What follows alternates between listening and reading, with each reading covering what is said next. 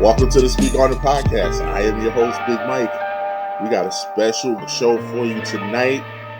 We are going to be previewing the NBA Finals. This is our Finals preview show. And we got a full house. The house is full tonight. And with that, I'm going to introduce the squad. I got the Mad Producer Podcast Poppy in the building.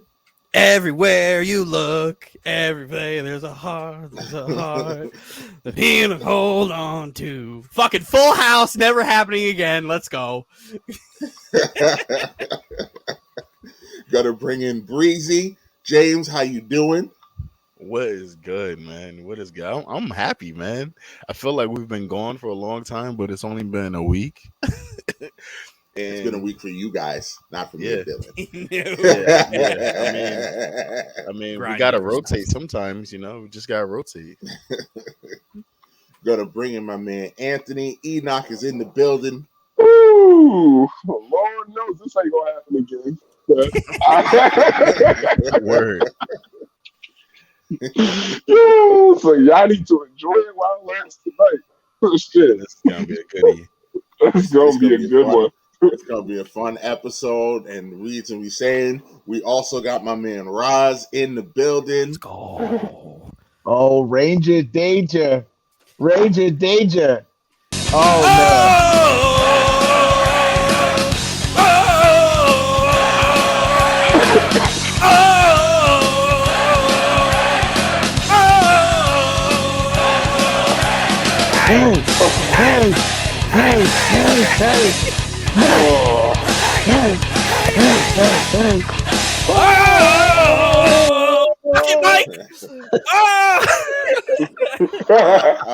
Yes, the Rangers with an ass whooping. What are you doing, Jaden? Whoop-dee-doo. Get out of my room, Jaden. Whoop-dee-doo. We are live, ladies and gentlemen. Whoop-dee-doo. I just got a whole lot of text messages from Janice just saying, "What the fuck was that?"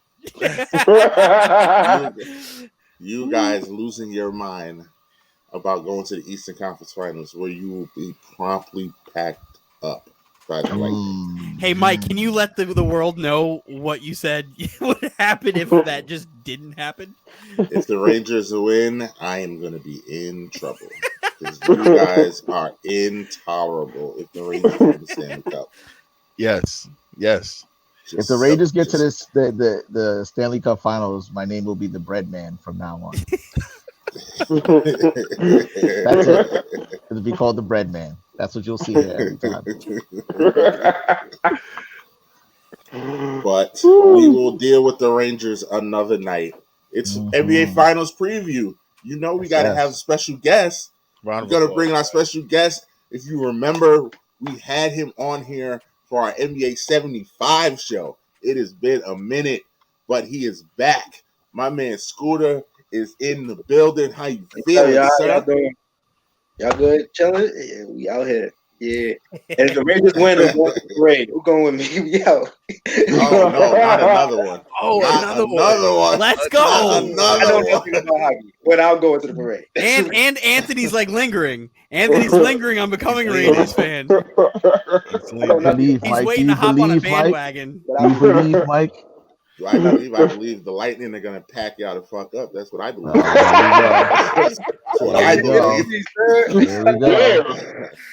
Here we go. I've narrowed it down to two teams now. I've narrowed it down. It's between the Rangers and the Kings right now for me. When the Rangers win the Stanley Cup, I'm grabbing my stepdad's fucking Rangers jersey, and I'm heading out to that parade. We're going. Putting the war paint on, Mike. I'm putting the war paint on. I'm showing up at your door. Showing up at your door. Yeah. I'm here, Mike. Let's go to the parade. Let's go. The door will be locked. Dead bolted. Mike's gonna get pulled out of the house on her shoulders, like. Are you home? The scene from The Shining. It's gonna be a mob. All of us out there with pitchforks, just ready to go. Come on. We also got one more special guest in the building tonight. He is this is his first time on the show. I think all of us in here pretty much have known him for a minute. Great sports knowledge. My man DonJuan is in the building. Yes. Pull him in, bring him in. Adam in. There we go. There was a lag there.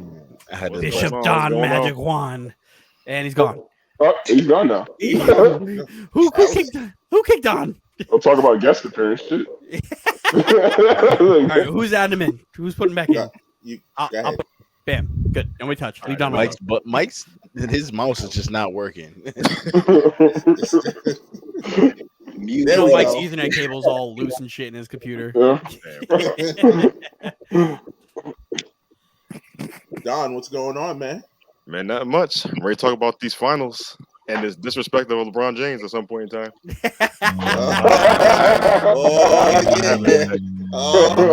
The mummerings. I am not having it today. Don has been on Facebook for the last week, just roasting people with Letting LeBron it go. James. He's just been coming full clip, Rambo'd out, ready to fight anybody. Because people have been showing up in his comment section with some bullshit. He's like, wild. I've heard some blasphemous takes on basketball greatness the last couple of Wait, weeks. Don, how do you feel about LeBron? Can How do I we feel get about to LeBron? that? Can we start with something else? Can we get to that? We did not play in the Look at Anthony in his Why hating we talking stance. about He's just sitting there hating. Leaning on I the got wall, you. going, "Oh, you don't say? Yeah." I was just curious to ask. I wanted to know what his stance was. That's all. My stance as far as what? Which Just how do you feel about him as a player, as a person? I mean, well, as a person, his resume speaks for himself as far as the schools and the stuff he's done for his communities. That's a whole separate thing. That's fine. We all know how great he is on that aspect. But people apparently don't know how great he is on the court, and that's wild because we've all seen it with our eyes. What are we talking about? What do you mean he's not? People will be disrespecting this man's greatness. Exactly. He might not be a quote-unquote scoring machine or a killer, Yep. but there's numbers that just go against that. Oh yeah, of course. But another thing I've heard is this Stephen Curry nonsense. I'm a Steph fan. I acknowledge he is the greatest shooter. He got it. But to say if this man wins the NBA Finals, even if he gets the Finals MVP, to say his legacy would be on par with LeBron James is laughable. Literally. Well, Laughable. that was question Sips 4 tea. tonight, but it Sips looks tea. like we're gonna go right to it. Sips tea, literally. Sips tea. Listen, Steph could win 2 more and LeBron could have 4. And we all watched what LeBron had to do from beginning of his career. I'm sure we to did. still now. Yes, we definitely have. There's no comparison here between legacy. And there definitely is no comparison. I'll tell you that. I agree with you on that. Oh, here you Don, go. before you continue, this guy over here is a massive LeBron hater who grades guys like Wilt Chamberlain, who also have a ton of failures, higher than LeBron James, when Wilt has a worse NBA Finals record and actually got dog walked 90% of the time he was in the finals. So this guy, You don't really put Wilt Chamberlain ahead of LeBron. he also James. has Wilt over Kareem. He doesn't. That's Yes, he where does. his list goes. That's where his list goes. That's also where has it Wilt over just Kareem. goes. What? So before you continue having an argument with a man who clearly is a fucking hold psychopath, on. We were That's not his arguing. list, though. We were not arguing. I asked him a question. There was no argument. no, I'm just okay. So before you I was continue just with asking this him a question. conversation with a fucking psychopath, just know what you're getting yourself into. Steph with 6 chips is that's I don't know. Steph Just with 6 asking him a chips. question. That's tough. That's his list. Okay, Though. I mean, you got to let him. Since the I court mean- You got to let him have you his are just list. a LeBron hater. I mean, you can feel have a it's list, but your list can also be fucking wrong. That's also I don't know. also fair. Steph with 6 chips is gonna make me look at LeBron a little sideways. I don't know, man. I don't know. I mean, They both got he a long way some from records. 6 chips though. That I mean, he said if Steph has 6 chips, and LeBron still had 4. I think if Steph has 6 chips, I don't know. I think they both have records that will not be broken by. Is Steph the people. Finals MVP of these 6 or even 3 of these 6 championships? I didn't. He don't got to be all 6. Is he the MVP, the Finals MVP of 3 of these 6 championships? KD. I mean, if he wins this one and wins 2 more, he could. The Iggy one is stupid. It's the worst one I've ever seen. It's the worst Finals MVP I've ever seen. They should have given that to LeBron James too. LeBron averaged 40. Should have given it to LeBron too. They gave it to LeBron. Actually, like 50, 90. I'd rather give. I don't know. Steph still has a chance to get those 3 Finals MVPs if he gets to 6. DonJuan, you kind of brought that up. Why don't they give Finals MVP to people on the losing team? They did. It happened one time. They did one time. It happened one time. One time. I think it was Jerry West, right? They gave it to Jerry West one time. Yeah, but one time. Seriously though, like all jokes aside, if you really go back and watch the 2015 NBA Finals, all 6 games, you can watch every player on that team, on both teams. Who was the best player in that Finals and the most valuable? It was LeBron. LeBron averaged the most in every stat that was important. Every stat. Blocking. That man had no Kevin Love. I mean, like a younger Kevin Love who was putting up buckets until he got his arm pulled out of socket. Before that, he was hurt, but he could have done about that. He had Kevin Love, they're winning that series. Kelly Olynyk fucking judo through that motherfucker. If he had Kevin Love, they win that series. But he was clearly the best player in that Finals. And they gave it to him because he was a primary defender. Did they win? That was the dumbest thing ever. Did they win? Did they win? No, but it should have been Steph. If they're going to give it to somebody on that team, it should have been Steph. Yeah, they didn't win. The Cavs did. LeBron. LeBron averaged literally 40 points in that final. And they still didn't win. So why is Iggy the MVP? That's all I'm saying. I don't care if they won it. They seem to give the person guarding the best player on the other team the MVP if nobody else shines offensively on that team, if that makes sense. Yeah. Because Kawhi Leonard was the Finals MVP of the 2014 Finals because he guarded LeBron James, even though he averaged 30. But he guarded LeBron James primarily, and so they rewarded him the Finals MVP because without his defense, scoring too though. It wasn't like he was just like it's a little different. Well, he averaged like 14 that series, didn't he? Not much different. Kawhi? Not much different. Yeah, Kawhi averaged 14 and Andre Iguodala averaged like 8. Yeah, maybe I'm wondering. That's so it's a little different. I'm sure LeBron remembers those non-MVPs and those non-championships that he didn't get. I mean, but why do we only? Go ahead. I thought I hated LeBron. But we don't give Steph this same smoke when they lost to Toronto. Yeah, no, when he lost his team. But I could easily say if Kevin Durant wasn't injured and Clay wasn't injured, they would easily beat Toronto. If Kevin Love and Kyrie weren't injured, they would have beat the Warriors 2015. They would have. Nah. Because we saw it the next year. Nah. We seen it game 1, to be honest with you. Game 1, Kyrie was giving Steph buckets. Yo. Are we saying if no? Are we really saying that if Kevin Love and Kyrie didn't play in the 2015 finals, they wouldn't have beat the Warriors probably in 5?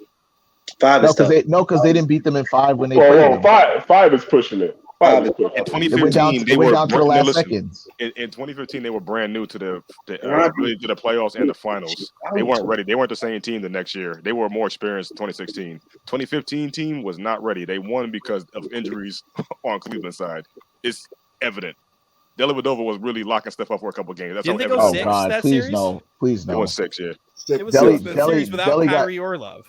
Delly got put in the blender. Right, we're not going to use Della. We're not going to put Dellavedova here as if he was like Bruce Bowen, like all these guys. Or Andre Iguodala, who got a Finals MVP. I mean, he was better than him. We have memes of Dellavedova getting cooked. We don't have memes of Iggy who was getting Finals cooked MVP? I mean, I don't know. It wasn't Delly. And it wasn't Steph. I mean, listen, they were also very young too. I think that at most, that was like their second Finals appearance as a group or something like that, or it was their first. That was their first. But it was their first. So then they both. So they both. It's their first time as that unit on both sides with Kyrie and Kevin Love, the opportunities can face each other, and the The Warriors came experience on of top. the team is different versus Right. the of the finals as a group. The I mean, experience of the team was different. Wasn't LeBron the only one on that team out of those trios that actually was in the finals before? Kevin wasn't, Kyrie wasn't, Steph wasn't, Clay wasn't, and Draymond wasn't. It was only one was LeBron. Mm-hmm. The experience of the team, I said, the team had players that played in the playoffs and had longer tenure in the league overall versus the Warriors team overall experience in the league. That's what we're talking about. The experience of the team was a little bit different versus versus the two. Man, listen, that man lost that series, man. Man lost the series. Man lost the series. But we don't give Steph the same smoke for when they No, lost. Steph, we did give him smoke. He lost the series. He lost the series against Toronto. He did not get that same smoke that LeBron got when he lost in 2015. Yeah, because LeBron lost twice. In 2015? No, he lost against the Warriors twice.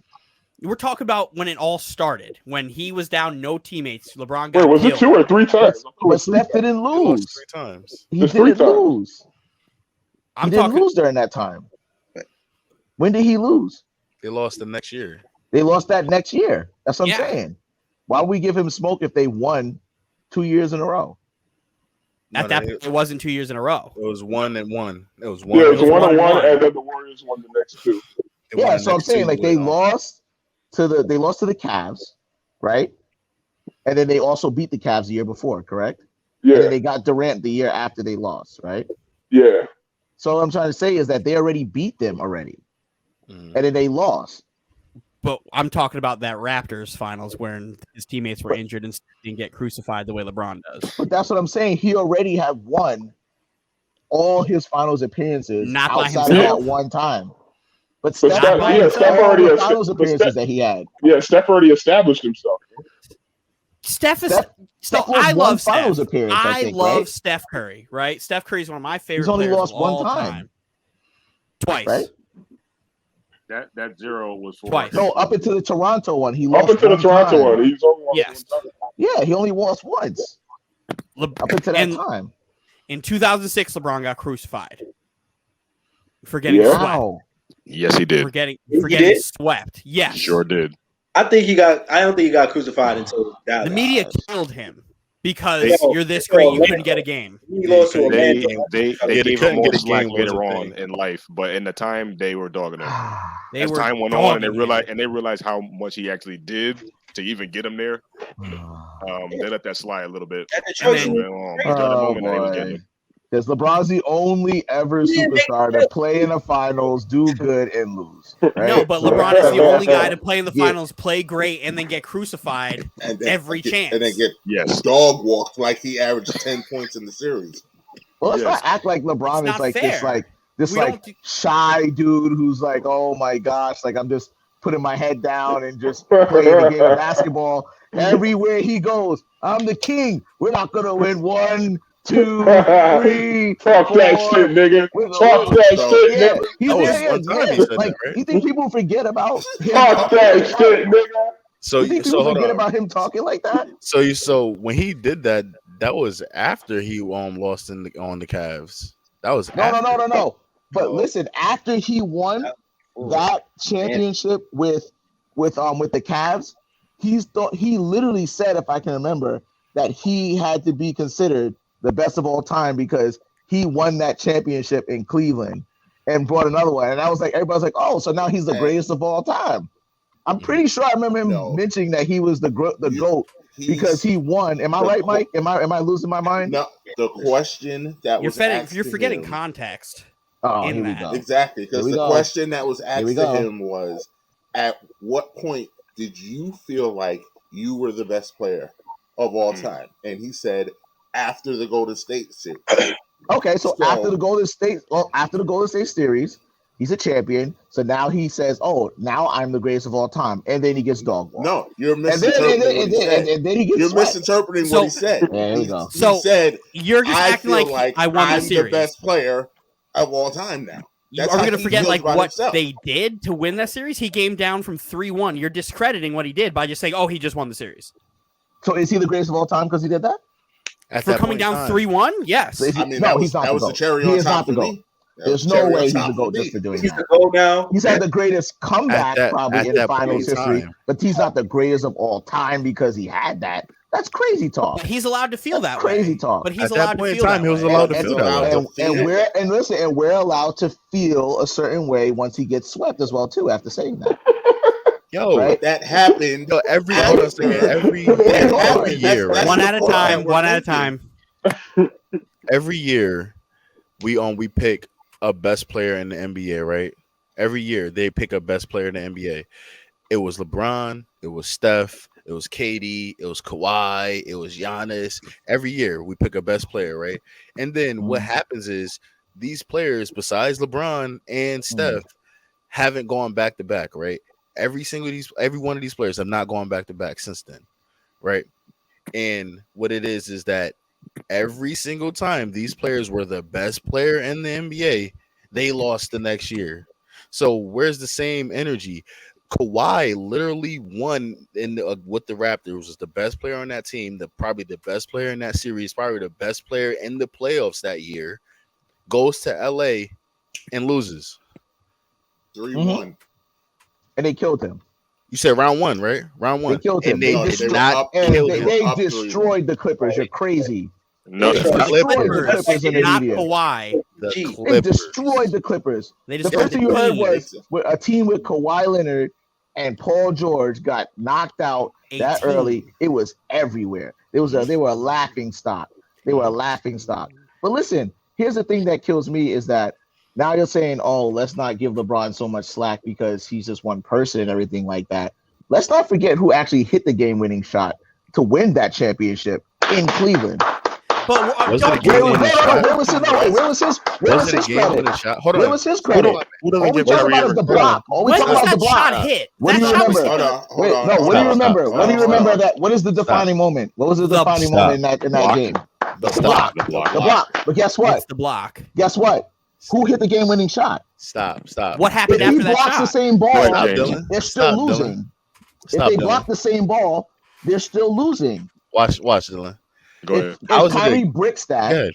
and Mhm. then they get the rebound and they run the fast break, and he does the same exact block with the same time. Are we guess going what? off of what They're if? still losing.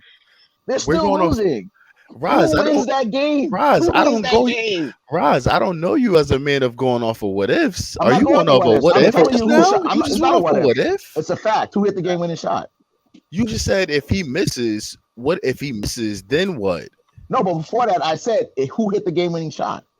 That's not a game-winning shot with time still What do you remaining. mean it's There was not a multiple game-winning possessions shot? after that That, What are game. you that is talking absolutely about? a game. What are you There was talking about? multiple possessions after that game. The Warriors had about 2 or 3 possessions. LeBron But literally does had to LeBron's get fouled. block make them win the game? LeBron literally had to get fouled and make the next free throw to keep the lead. But they had Are the you- lead already. What are you talking about? Are you not? They had Are the you not lead realizing already. they Why are lost we the acting lead? like that block They did not wasn't lose like the lead. They did important? not lose the lead. They did not lose the lead. When he hit that game-winning shot, The game was- had they been were up. tied. They were up lost at that point. the lead. The game Okay, had guys. gotten tied. They All right. lost the lead. LeBron got fouled trying to dunk on Draymond Green, missed the first free throw, made the second, and took a 1-point lead. So Kyrie tied the game, Oh my and God. that has nothing to do with the fact. So Kyrie tied the game, and that was it, right? Kyrie Did the tied the game? game. Did the game LeBron- end there?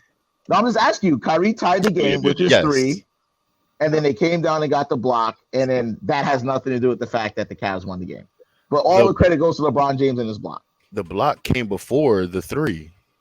Do you not hear what I'm saying? Which You said one the 3 and then the was block. more impactful, the 3 or the block? If they Why? don't get that stop, Why? that 3 block. means nothing because they still have How the does lead. the 3 mean nothing? Because if he doesn't get that block, he hit a 3. If they score that layup, No, if that's you don't what get if. that, That's what if. That's what if. yeah, That's what if. That's what if. yes. But you That's what started it with is. what if. That's what it is. Question. You No, asked the I didn't question. start with the what if. I You said did Kyrie start with hit. the what if. You No, asked I the didn't question. start. I started off with Kyrie hitting the shot. And I Yes. said he doesn't get credit for hitting the shot, but you remember LeBron's block. That's No, what the you first said thing I if said. Kyrie Also, No, doesn't that's get not. that That's the first shot, thing I said. The first thing I said, and you can run it back whenever you have a chance. The first thing I said was, what about Kyrie's 3-point shot because all you remember is LeBron's block. That's the first thing I started out with. No. And then you said, "What if he misses that shot?" And then I said, "What if?" I didn't start off with the what if. Yes, you still did. You started the what if. And I answered your question when you asked that. What do you mean answer the question? You said you don't do what ifs, and I said that the first thing I started out with was the 3. All right. Why don't we give Kyrie credit for that? Why does LeBron get all the credit? Your question again. I'm gonna answer your question again. So I give him credit for that 3, but the game doesn't. I do. I do. The game doesn't end. God is the only one. God is the only one that was honest. Because as soon as I said, "What do you remember from that game?" He said the block. He's the only one that's being honest. I said the block. And I said, "What about Kyrie's 3? Just as impactful." The block. That's what everybody remembers, and everybody's like, "That's why LeBron how can is you great." answer for me? Oh my god! And I never answered. How can you answer for me? James. And I never answered. Go ahead. So if he makes that 3, cool. He gives them the lead. They score again. Bro. And then they call a timeout, and then they run a play, and LeBron does a cut to the basket pass from Kyrie and gets fouled on the dunk attempt against Draymond. And he misses the first one, saying my hand. Mm-hmm. Then he makes the next one and gives them a 1-point lead. 2 points. So what about so why was the block more important? Why not the free throws? Why would the block be more important? The block was impactful because I don't say that is more important. I say it was impactful to the whole scheme of the last second of the game, because if they don't get that block, they take a bigger lead. And that 3 means it only cuts it close. 4-point game. That's why. They don't get that block. It only brings it. That 3 only brings it close. How do you know that? They still what if he misses the free throw? What if he misses the layup? What if he misses the layup? So we're playing what if? So we're playing. But what if is if he didn't do the block is a what if, right? Because I said impactful. I didn't say it's most important. But they don't even win the game off the block, right? For your logic, they don't even win the game off of the block, and they don't win the game off of Kyrie's 3. So the free throw is actually how they win the game. But that's literally how they won the game. But we don't say we don't say either way as LeBron James did it. So why do we act like the Kyrie Irving shot won the game when it didn't? Yeah, the game wasn't 0. It didn't go 3-0. The Cavs win the championship. It doesn't end that way. It was a pivotal moment. The narrative is the block is the reason why. It's the definitive play of the game, and each one of those plays are just as important as the other one. I agree with you on that. Shoot the 3, I will agree with you on that too. Means nothing. I agree. Nothing. No, yes, that's true. That's true. That the block and the shot are just as impactful, because when you look at anybody that plays highlights from that game, they show the block and then immediately they show the 3 right after that. Correct. Because that's how the game played out. It was a stop, and then it was a score, and then they stopped them at the other end. They don't even show the free throw if you want to think about that. Correct. They show the block, the 3, and then the stop by Kevin Love on Steph Curry, and then the Cavs win the NBA Finals. That's how if you poll the average NBA player, what are they going to tell you is the most impactful player of that game? I can't go off of what they would think if I'm going off of how I feel. I'm just asking you your opinion. If you poll the average NBA player, player and also NBA fan, they say, what's the most impactful player of that game? What are they going to tell you? I don't know. If you're a betting man, what would you pick? What would you say? What would you say the answer would be? A lot of people say the 3. No, that's cap. That's so much cap. Oh, a lot of people say Kyrie's 3. We saw the block. Everybody. We saw the block every single time on every single sports station. Are you kidding me? You're gonna tell me that people remember the 3 more than the block from LeBron? Say Kyrie saved LeBron's career. Thank you. You know how many people say that? No. But they say that because Kyrie got crucified because he left the Cavs. And they said that he was being selfish. But the reason why Kyrie left the Cavs is because he didn't get no credit for what he did in that game. Everybody was over there giving more credit to LeBron. He was like, "Yo, I can't be his Robin no more, bro. I can't be his Robin no more, they bro." Were both just as impactful. I agree. Yeah. But Kyrie didn't feel that way. The media didn't feel that way. Here's what I say. Therefore, that's why he had to leave. He was like, "Yo, they're not giving me no credit." Before you go, Dylan, let's let our audio viewers know that we do have Brandon has also joined us. The second part of the Riches. He is here. So just wanted to bring him in. And I did see that you wanted to add to this conversation. No, I didn't. So let me He's say out of there. what I have to say, because what Roz and Anthony are doing are highlighting one thing while discrediting the other, but you Not don't true. have to do that. They are both not mutually exclusive to one doesn't happen, one's better, one's worse, because they were literally as impactful together. That's not how And it's they fun, both, it was though. the and it's scenario. That's not not, how it's and fun. it's That's not not how it's fair, fun. but That's it's not how not it's fun. fair to give It's one not- it's credit not and how not it's the fun. other. Exactly, one's but that's not how saying it's it. fun. You're making the case what I'm saying. The media showed LeBron's block like it was the only play and the most impactful play of that series. Exactly. And then you He have ate off talking that block. heads. He ate off that block. Like it was like, oh my God, like this is the thing that stopped the Warriors Blocked from by winning the James. game. But But I mean, let's go back and really remember those last like 3 minutes of that game and how hard it was to buy a basket and where they were playing. They were playing at the Oracle. If Andre Iguodala makes that freaking layup, the Warriors are probably winning that game. That crowd's going to sit. They finally got the lead. They broke that drought, the scoring drought. For LeBron to come down and block it like that, and they get the rebound, and they call a timeout, set the play up for Kyrie, and they get a basket.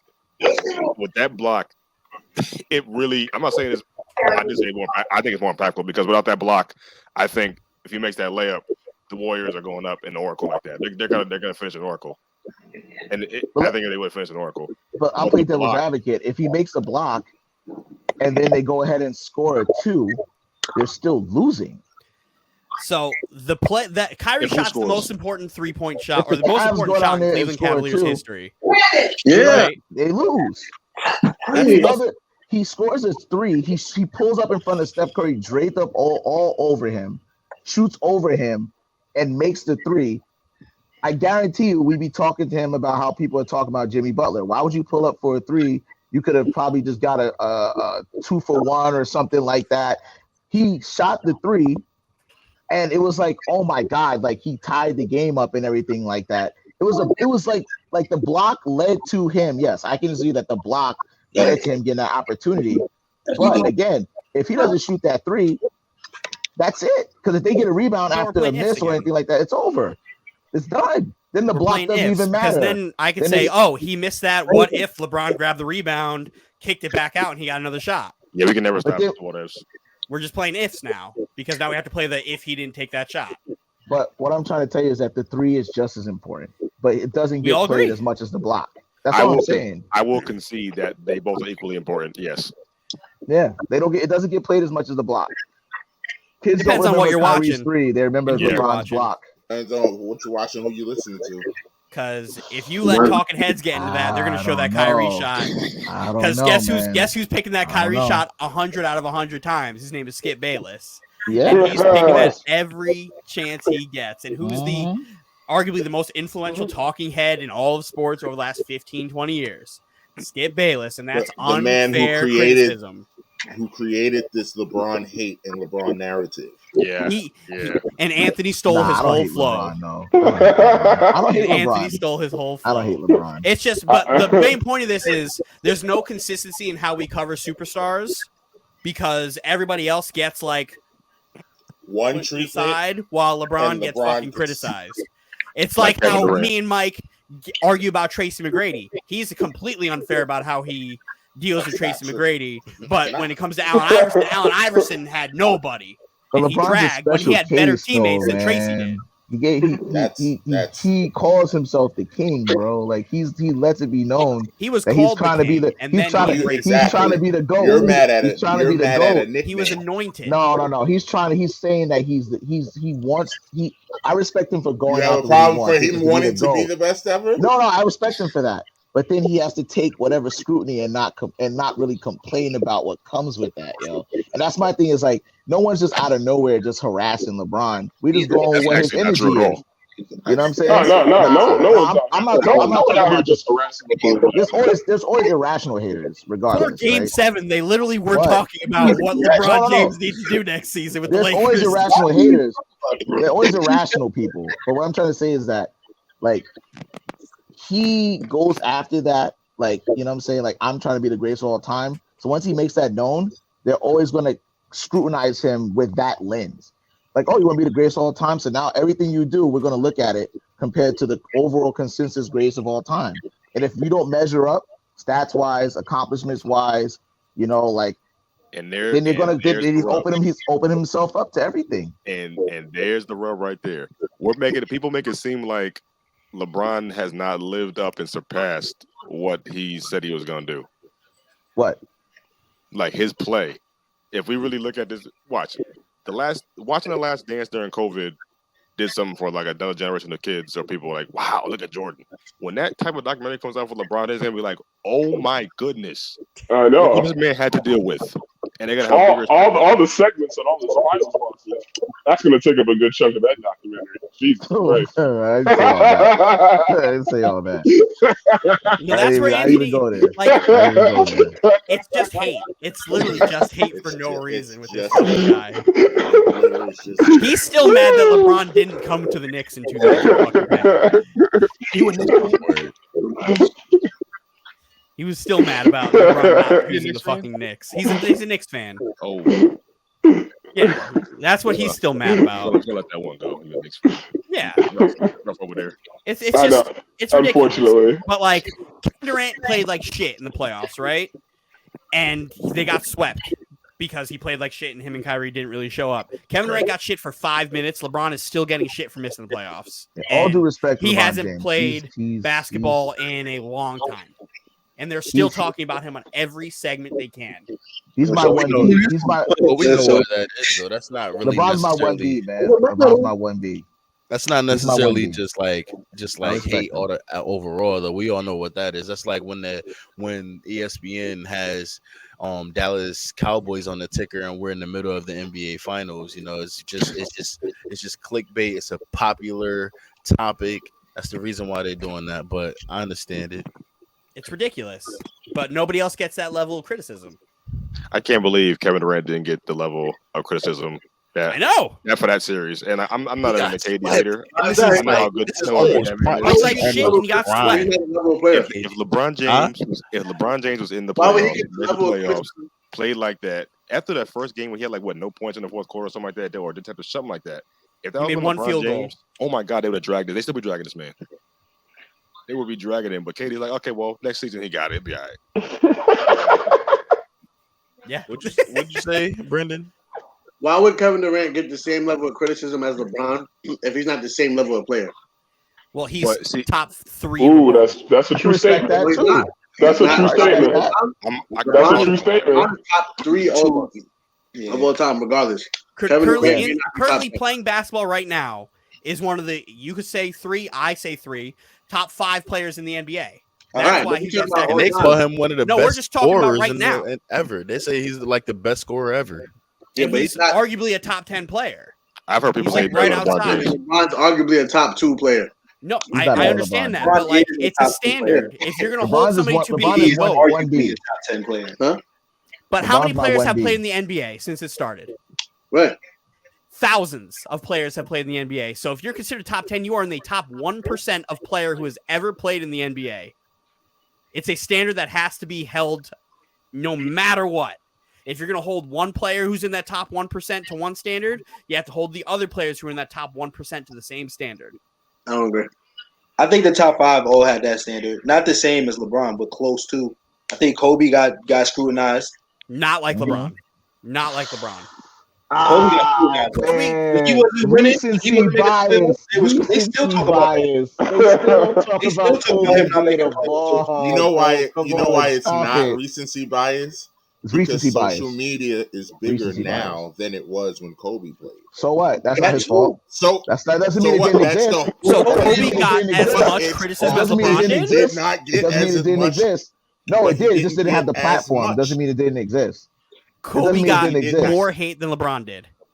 No, didn't say Kobe got. more. No, he say more. Or He as said he much. got Or as scrutinized. much. When Kobe Bryant was the face of the Terrible. NBA, he got roasted for every time he lost. He's a No, ball hog. When he lost to the Phoenix Suns, oh man! You mean the Kobe Phoenix and that Suns team lost where he and literally everything like decided that to stop shooting and all quit? that. I mean, listen, They He deserved to get right shit now. on for that. But you're scrutinizing him right Like when now. LeBron walked off. When he was playing with Smush Parker and all those other guys like that. I will hold everybody accountable the same way. Listen, I'm a Lakers fan, so I remember those years vividly. Yes, same here. Kobe was getting flambéed. But here's the thing though with the difference between the scrutinies. Yes, I'm not saying Kobe didn't get scrutinized. He did. They talked about him, but it's not the same degree, and it's not the same length of time they were roasting this man. In the moment he lost, in the moment next year, they never stopped holding LeBron's downfalls against him. Ever. Kobe's had plenty downfalls, and next year he'll come back shooting, and he'll keep shooting the shot. And like, you know what, man, that's Kobe. He's gonna do his thing. They never say that. They never have given LeBron that kind of slack. We're literally still holding 2011 Miami versus Dallas over LeBron. Like this is this one situation where he can't be good because he had a bad series. Like no one else gets treated like that. No one else gets treated like that. Held to But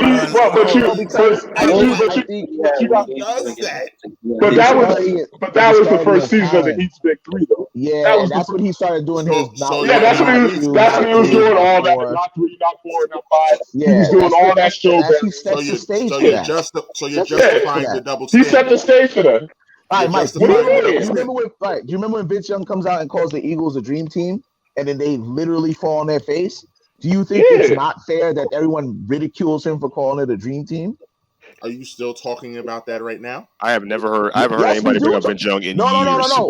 I'm talking about that Eagles team. People bring up that dream. No one brings up Vince Young. I'm not talking about you're moving it a little bit. You're moving it a little bit, but you're saying like, why did they go after him like that? That was literally the year that he said, not one, not two, not three. Had a concert on national TV, had the decision, everything that he had to do, and they lost to the Mavericks. And everybody was like, "Oh, like let's be more specific."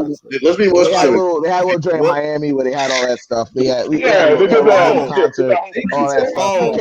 He came out like they came out like a WWE superstar. They had a press. When the Miami Heat had a press conference, and their 3 major signings came out, and they did a smoke machine. That's what you're talking about. They had pyro, I think, too. They had flames. They had pyro. They had pyro. They had flames and everything like that. Flames and all of it. Yeah, but when's anyone ever done a decision since then? When have you seen something like that? No one else does that because. But have you seen a decision like that ever since then? Have you seen anything like that? LeBron. Okay. All right. Okay. Do we talk about how the decision raised a ton of money for Boys and Girls Club throughout the country? That's great. That's great. But have you seen anything like that? That's great. But two things could be true at the same time. You should do that. You should do it more.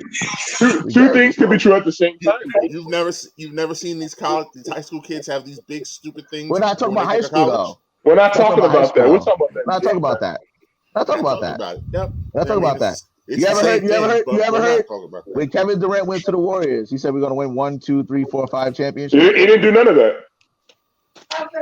Kevin Durant also just came off of a loss to the team he joined. He was up 3-1, lost. Kevin Durant also didn't get killed. LeBron James came off of being swept by the Spurs that year before then, though. He not that as well too. The year after he got swept, he left. He didn't get swept. He lost 5 games in 2014.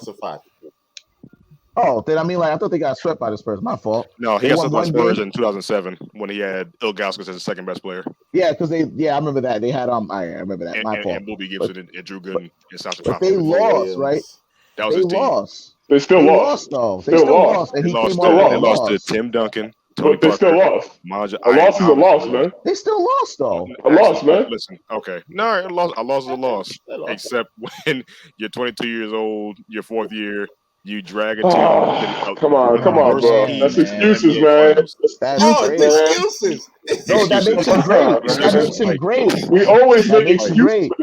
But if that was enough for LeBron, he would have just stayed. I don't know. Oh God, he's 22. He drank too much Sprite. His second best player was Adrenas Ilgauskas. Yes, I know. His second best player was Adrenas. Oh God, yeah.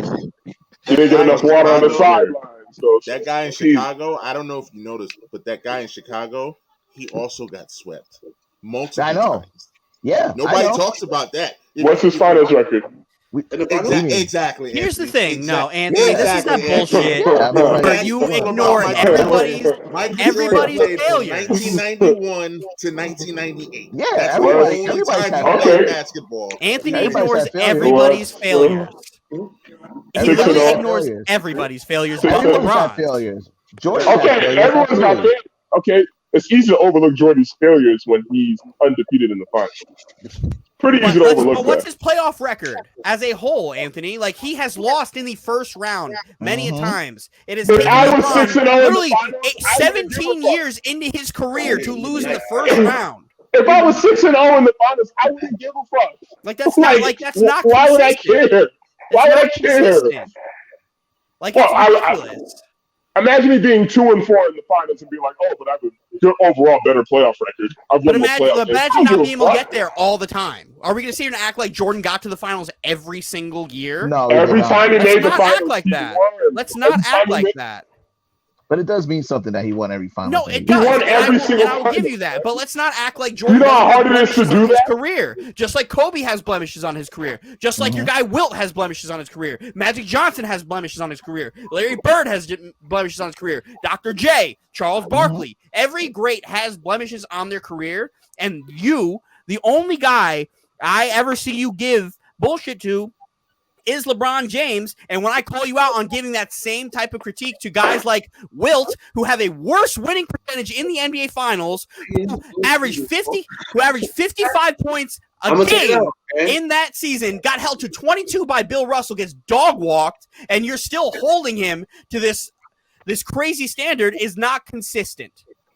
I just think he's not the GOAT. That's all. I just think No, LeBron's it's not the fine, GOAT. and that's That's a all, fine that's all, that's all. conversation to have. But when it comes to criticizing somebody's career, the fact that he got there 10 times is absolutely ridiculous. And Absolutely. that is a great feat. I'm not going to take that away from him. Going to the finals 10 times is amazing. Because name me another player who did that. That's Because why there's he's only my a 1B. handful. That's why he's my 1B. And that's How many fine. That's why he's my 1B. That's why he's my 1B. That's fine. You can have that. But when it comes He to has to be LeBron and his 1B. criticism, it's not like consistent or fair as a whole. Because his finals losses get held to such a standard. But guys like Anthony, guys like Skip, guys like every hater you could fucking think of will hold a minute playoff loss that LeBron got in 2014 in a second round of a game 3 to some standard, but will like completely ignore Jordan wearing 45 and getting dog walked by the Magic. Because that also happened. Yeah, lost did the ball happen. on the final possession. And- It was his lead And he lost. and Michael Jordan has completely eliminated him being on the Wizards, like from existence, like completely. Nobody likes to remember that, and the kids who are learning about the game don't even realize that he played on the Wizards because the only cards you see in 2K are the Bulls. No other bullshit cards, no other bullshit Wizards cards or anything like that. Now Michael scoring 40 at 40. Yeah, I mean, None of Michael those had cool a things. yeah. So it's I not mean, like- consistent. It's not fair. I don't know. I think going undefeated in the finals. I think that's It's a big something- deal. It's a that's- very that's- big deal. That's a very big But deal. then But why you gotta isn't Bill tell the whole Russell the story, greatest? though. Yeah, but there's other reasons why Bill Russell. That's what doesn't count back then. Bill Russell. Listen, Bill Russell was playing against I Wilt was, Chamberlain. I was too loud for my baby. I had to go downstairs. Bill Russell literally played against Wilt Chamberlain. Okay, name another player. Name another big. In the NBA Finals, all that matters is Wilt Chamberlain and Bill Russell. What are we talking about? Exactly. Name another Willis one. Reed. John, I could do John Havlicek, Willis who Reed. played on that team. Doesn't matter. He sucks. No, he doesn't. John Havlicek really doesn't suck. Top 50. It doesn't matter, man. He's top 50. I'm literally the guy who shits on 60s basketball all the time. I will not shit on John Havlicek. I will not shit on Bill Russell. I will shit on Wilt Chamberlain because he got dog walked all the goddamn time. I just He lost to Bill Russell as a coach and a player coach. That's I want to make it clear that LeBron James and Michael Jordan have never won any championships without Hall of Famers next to them.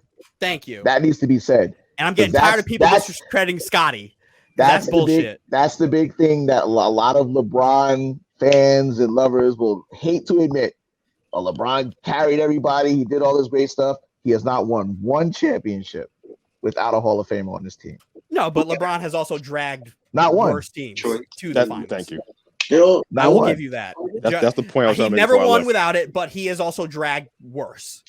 Yeah, drag words to losses. No, but he still got him there. He still got him there. You run into better teams. Got him there, but You run into better teams. I mean, with Hall of Famers, right? So he has to get Hall of Famers. That's what I'm trying Because to say. everybody else has Hall of Famers. I mean, but who cares? Hall of Famers besides maybe Right. Kawhi? Wait, what happened? Who won a championship without Hall of Famers? That's what I'm saying. No other team. That's what I'm trying to say. That's what I'm saying. That's You what I'm get trying to Hall of say. Famers You to have to fight have other Hall of Famers. to win chips. So the Wait, fact but that you LeBron can gets shit argue for some getting other Hall of people. Fame teammates is crazy. Yes. No, he gets shit because people pretend like he didn't have Hall of Famers on his That's crazy. championship teams. No, It's like I'll give you discredit that. everybody else and prop him up because like he's the best. I will player never in the sit league. here and say any title no LeBron way. won. No he way. won by himself. I will Who never. else say was that. on that 2011 Mavs team? Who else was on that Dirk. team? Hall of It was Famer Dirk. Jason Kidd, Hall of Famer Dirk Jason Nowitzki, Kidd. Defensive Player of the Year Tyson Chandler, Sean Marion, Deshaun They had Stevenson, two Hall of JJ Famers on that Barea. team. That's a squad though, low key. That's a Yeah, good they had, team. that's what I'm saying. Yeah, They had shouldn't Hall have of beat the Famers on Heat, that but team. they exposed their inability to shoot the basketball and play zone defense. They were a well-coached team. Yep. They had two Hall of Famers on So, that like, team. let's too. not act like that team was fucking dog shit.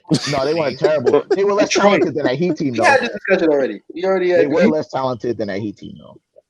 They were, and the Heat showed that the next year. They were just new. They didn't know who was going to take the last shot. They was, like, my Kobe you know, taking. you know. This is my Kobe Kobe had- taking. Kobe had the worst team in the finals ever. So that's how I be feeling. You said Kobe had the worst team?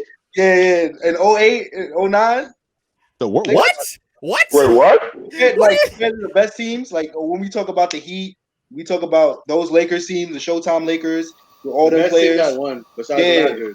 Besides the Well, if we're Raptors, going on the Lakers teams, it's one of the worst Lakers teams to win. One of the worst teams period to win. yeah, But like, that Showtime team literally was Hall of Famer after Hall of Famer Yeah, after that's Hall of 08, Famer. 09. when we talk about the greatest players ever, I feel like Kobe had the worst team to win the finals. Oh, for their That- teams that they were playing? I can see that. Yeah, I can see I'm that. not talking Shaq. I can see that. I can He's see probably that. tied with the Mavericks, but I think Kobe's much better. I think at the position, I think Dirk at the time was definitely top 3 at the 4. Yeah, it was him, KG, and Duncan. Yeah, he was Duncan. definitely top 3 at the 4. Kobe's And top then they 3 all at had the to fall off at the 2. same time. And then you say Jason Kidd at the time at the 1 was definitely top 10. Might argue top 5. And then you have Powell, who was like definitely top 5 at the 4 at the time too. At the So it's time, kinda Powell was even. like top 3 power forwards in Yeah, the NBA. it's even. I can name. I think it's even. And Bynum was a top 5 center. Like, what are we talking Bynum about? was a top 2 center. Stop saying Top Bynum. Who? They also had, Bynum. they also had LeBron off the bench. And he wasn't no joke off the bench. You are stuck I on don't this know. Philadelphia I don't Sixers know. and I don't Bynum. know. I don't know about that. Los It was Angeles Dwight and Lakers, Bynum. Bynum. It was literally Dwight and Bynum and nobody else. Exactly. Like, Yeah. what are Shaq we wasn't Shaq talking wasn't about? Shaq playing? Tyson Shaq Chandler. left? Phoenix, Shaq? I thought Shaq won. No, that was Is it Cleveland. Big? That was Cleveland Cavs Shaq, was it not? Dwight Howard Was it? I thought that Yeah. was Heat Shaq. It was 08? Cleveland Cavs. 08, 09? No, he was gone. Dwight Howard was the best in the He was league. in Phoenix or Cleveland at that time. He was only That's in Phoenix right. for like Yeah, 2 years. he was in The Phoenix. yeah. All-Star centers were Bynum on the West and Dwight Yes. Howard on the East. They were the Yes. 1-2 centers in the league. But who were the alternates though? What does that mean? What does that mean? Tyson Chandler for and he literally on offense didn't do anything. He was a roll man who And caught Bynum- alley oops. Andrew Bynum averaged Mhm. 30. Yo, man. No, never said that. But Andrew Bynum was a good center. Second best center of that generation, which is crazy. Oh man. And if The I'm being generation? honest, I think Of that if I'm being generation? honest- Ah. Of the And 2010s, What? and if I'm being Andrew honest, Bynum like was the best 2008. center? he was the second best center of that generation. yeah, Stop it. Of Dwight, who else was there? Stop. Name me 5 other centers that were there that were better than Andrew Bynum and Dwight Howard. it wasn't. Oh, Brook Lopez was man. better. Look it up. Who? Look it up. Brook Lopez was better than him. Brooke Lopez in 2008 as a rookie? No, he wasn't. Yeah, You want to know how I know that? You want to know how I know that? Because I watched every game of Brooke Lopez's fucking career because I'm a Nets fan. You said Greatest net center ever. Who else are you gonna name me from 2008? From Wait, the 2008. Go 2010s? ahead. I mean, 2008, Joker was 2010? definitely playing in 2010. Joker in 2010 he was not. No, I said the 2010s. You said not In 2010. 2010s, yeah, for what? 2 years? No, Where he wasn't shit? He came in 2015. And how long did it take Joker to get to where we're at? He became an NBA first team player in 3 years. I'm picking Kendrick Perkins. Kendrick Perkins. Kendrick Perkins. He was all rookie. His rookie year, he was all rookie first team. Kendrick Perkins before Andrew Bynum never did anything. Joakim Noah was pretty good. Andre Jordan. Joakim Noah. I'll give you Joakim Noah. Joakim Noah was pretty good. I'll give you Joakim Noah. Joakim Noah. DeAndre Jordan is the most overrated center of the last 10 years.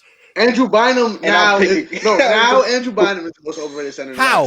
Yeah, because you just said that. DeAndre Jordan has a first-team All NBA vote because of Chris Paul throwing him alley-oops all season. I'm gonna give you also Marc Gasol is pretty good too. Yeah, I put Marc Gasol. Marc Gasol was up there. Marc Gasol over Bynum. I would definitely pick Marc Gasol over Bynum. I would also put Marc Gasol over Bynum. At the time? Greg Oden. In 2008, no. But as a whole, because I said the 2010, so I have to be held accountable to that. Okay, that's fine. But let's go. Okay, I'll lose the 2010s. Let's go to from when they won the title. Name me a better center. Center is tough. If you want to say big, I can name. No, because we go center. Because in that NBA, they play power forward and center. I mean, outside the two I gave you, Tyson Chandler in 2008. Where was Tyson Chandler in 2008? Was he still in New Orleans? Yes. Just catching lobs for Chris Paul being not a good center? Yeah. Would you count Stat at the 5, or you think he's more of a 4? Stoudemire? Would you count Stat at the 5? Power forward. The 4. I think they moved him a few times for small. Yeah. He's a power forward. I'm picking Nene power forward over Andrew Bynum. Who? Nene. Wait, who was them Nuggets? It was Nene. It was Birdman. No. Nene. You might as well throw out Chris Kaman and all them dudes, yo. Yo, I'm picking him. The only other answer you can give me is Yao Ming, but Yao Ming literally was hurt that whole 3-year stretch. I mean, Boogie was there too. Boogie was there. Boogie was there in 08. Boogie was not there in 08. Boogie was 2010. Yeah, Boogie was 2010. What are you saying before 2010? No, I'm saying that championship year with the Lakers, there was only one other center better than Andrew Bynum. Oh, yeah, I mean. That's crazy. Tyson Chandler. In 2008, Tyson Chandler was not that. Andrew Bynum was nobody too. What are you talking about? Andrew Bynum was giving Dwight Howard work, and he was the best center in the NBA. He was. Yeah. Okay, that's a bad matchup for him. That doesn't mean Why is that a bad matchup for him? Why is that a bad matchup for Dwight? Mind you, So a 7'2", 260-pound center Dwight Howard can't be there when he is clearly in better physical shape and better athlete. What about Yao? Isn't Yao better than Yao? But he didn't play in those years. What about Ben Wallace? Ben Wallace was out. Ben Wallace was not out in 2000s. In 2008? Yeah. Wait, you're talking about 2008 specifically? I'm talking about that year the Lakers won. In 2008, you know it wasn't even there. 2010. In 2008. Listen, in 2008. I don't care what nobody say. I'm picking Tyson Chandler. Listen. In 2008, the top 10 centers. David Lee. I picked David Lee center before. David Lee was a power forward. Nah. I'm picking Boogie. Wasn't Brad Miller playing? In 2008, the top 10 centers in the NBA was starting from 10. Zydrunas Ilgauskas. See? Emeka Okafor. Tyson Chandler. He's nice. He was Andrew Bogut. Andrew Bogut, wow. Al Horford. Al Horford. Oh, yeah, forgot about Al Horford. Greg Oden was number 5. This is a lot. Bad list. Al Jefferson. Al Jefferson wasn't a slouch. Al Jefferson was nice. Yao Ming. And then the final two go Andrew Bynum and Dwight Howard at 1 and 2. Yao was definitely better than Bynum. He's definitely better than Bynum. I'll give you that. I think Yao's better than Bynum too, but he didn't Yao was play. better than Bynum. Yao was better than Bynum. He didn't play a lot. You named at least 5 other players that I thought was better than Bynum. Emeka Okafor is better than fucking Andrew Bynum. I didn't say that. Yao Ming that year only played. Man, how many games did Yao Ming play? He didn't play that many games. He missed he missed 30 games of that season. In 08? Yeah. Injured dude too, though. Who did they have? Because that's the year that they had that run and Kyle Lowry. In 2008, that was Tracy McGrady. That was Bobby Jackson. That was Shane That was Battier. a That was Luis Scola. shitty That was team, Aaron according Brooks. to No, Dylan. that I never said That that, you wasn't the fucking team. piece of shit. That Never wasn't said the team. that. That is the best team. Shit. See how he tried to McGrady narrate. He's trying to create a That narrative. We wasn't have the a team. whole Tracy fucking McGrady video. only played with Luis the Scola. Washington Generals. That That's wasn't it. We have a whole video literally saying that the should complete never- opposite. Yo, you His saw he team's- tried to jump out there and do that, Dylan? That's Yeah, what a crazy. fucking That's bitch. not I the was game What a we're fucking talking bitch. about. because I had to sit here for an hour listening to you telling me that Tracy McGrady didn't play with anyone. Then if Yet this is here what you we listen to, are you clearly with ain't hear Yao me. Ming as the number 4 center in the league at You the time. clearly ain't hear me if this is the narrative you're trying to spin. The season. Andrew Bynum was right? the second best center then, and that doesn't mean like that he's number 4. Like the center sucked. There was no Every Magic team that McGrady played on was the Washington Generals. That is 100% fact. When it goes, his best team he ever played with was that 08 Rockets. I'm saying, I literally said the best team he played with was the 08 Rockets, and he deserves to get shit for that playoff series. Because He Grant got does. injured, man. Okay. Yeah. I Grant never got said injured. McGrady doesn't deserve shit from that 08 loss. They do. Absolutely deserve. And that was the best team he had. They should have won that series. They should have won that game. They 100%. They got the Jameer 7, right? after he left. They got Who? Jameer after he left. I Yeah. think they did, right? What year was that year that he lost to Utah? That's the year he should have won. That was a great series. They lost in Okay. 7. No, it Yeah. couldn't have been 08. I think 08 was the year that they win that. No, that was 09. Never mind. You're right. Yeah. Yeah. So It was go 08. back to McGrady real quick. His Magic teammates were dog shit. Couldn't get out of the first round because they were dog shit. And nobody could score more than one person couldn't score more than 15 because they were dog shit. Generals, yeah. They were. But McGrady, his that entire 08 team career, he played with the Washington never Generals. said McGrady scored 30 points, and his next highest scorer scored 13 points, and then 11, then 8. Are you serious, Mike? Don't let me go back. Don't down do the this road again. of We're not this. doing We're not doing this again. We're not doing this again. There's a whole other video already doing this. Nothing has changed. Nothing has changed. That 04 You're Rockets still- team, trash. That 05 Rockets team, trash. That 06 Rockets team, trash. Yet was good enough to get to the playoffs.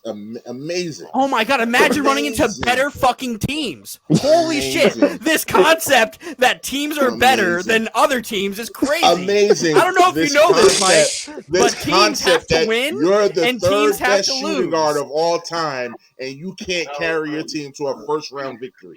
Prime Amazing. T-Mac, there ain't more than 3 people better than him. Prime T-Mac ain't more than 3 people better than He him. can't get out of the first round. He can't get out the first round. Did you guys know basketball is makes fucking no one-on-one? sense. It That's makes no fucking sense. crazy. It makes no sense. Crazy. Because don't if make basketball any was sense. one-on-one, He McGrady would be can't fucking like be 4-time that champ. great That's and wild. can't get out of the first round. That makes no Wild. sense. Yo, did you guys Every know that great basketball player. is not 5 versus 5? Every great player is able to do 5v5. this, except him. And when it's Bro, him, that's he played with the crazy. Washington Generals. That's It's crazy. fascinating. Hey, Donald, did you know that Fascinating. basketball is 1v1? Listen. Did you know there's 4 other players on the literally, court that need yet to score? Yes, I'm very aware of that. And did you know that they also sometimes go 4 deep on the bench? Yes. It's amazing. Yeah, they also have to go deep on the bench because you can't play all of the minutes all the time. So and your teammates kind of like fucking matter. That's a wild concept that your teammates matter. It's crazy. We just came up to the conclusion that you need teammates to win games. And It's a when wild teammates don't concept produce, to when think teammates that the don't produce, 5 it's one seed person's should be able fault. to beat a 4 seed and not get dog walked in the first round. It's an By a amazing better concept. team. God damn. Man, it sucks when teams are better. It sure does suck when teams are better, Mike. Amazing. Lord. Amazing. Oh 5 my seed. goodness. This is what I deal with. Dog walked out the Y'all playoffs. have your LeBron Jordan conversations. This is me trying to get him to respect Tracy McGrady. I do No, respect listen, Tracy McGrady. Tracy McGrady should I have do been in top respect Tracy 35. McGrady. Tracy McGrady is not the third best shooting guard ever. Prime He's not. T-Mac, find me 3 people He's better not. because you're wrong. He's not. Are we you're counting wrong. Allen We had Iverson this as a shooting argument. I guard? gave you 5. He's better than Allen Iverson, Yes, too. we are. Yes, we are. Yeah, here we go. Yeah, he's better than AI. He's better than AI. He's better than He is. I don't know about He's better that. than He is. He's better than know Jerry about West. that. He's But I better than think AI all is these a- guys. He's better But than he Jerry West. can't get out the first He's better round. than AI Jerry is a West. one. But he No, can't get AI out is the a one first in my round. eyes. All right. AI is a one in my eyes. Yo, Mike, remember when we went through those teammates and saw that his teammates actually scored like 18, 15, 14, 12, and 10? Like, that's crazy That's because you that's have when- teammates.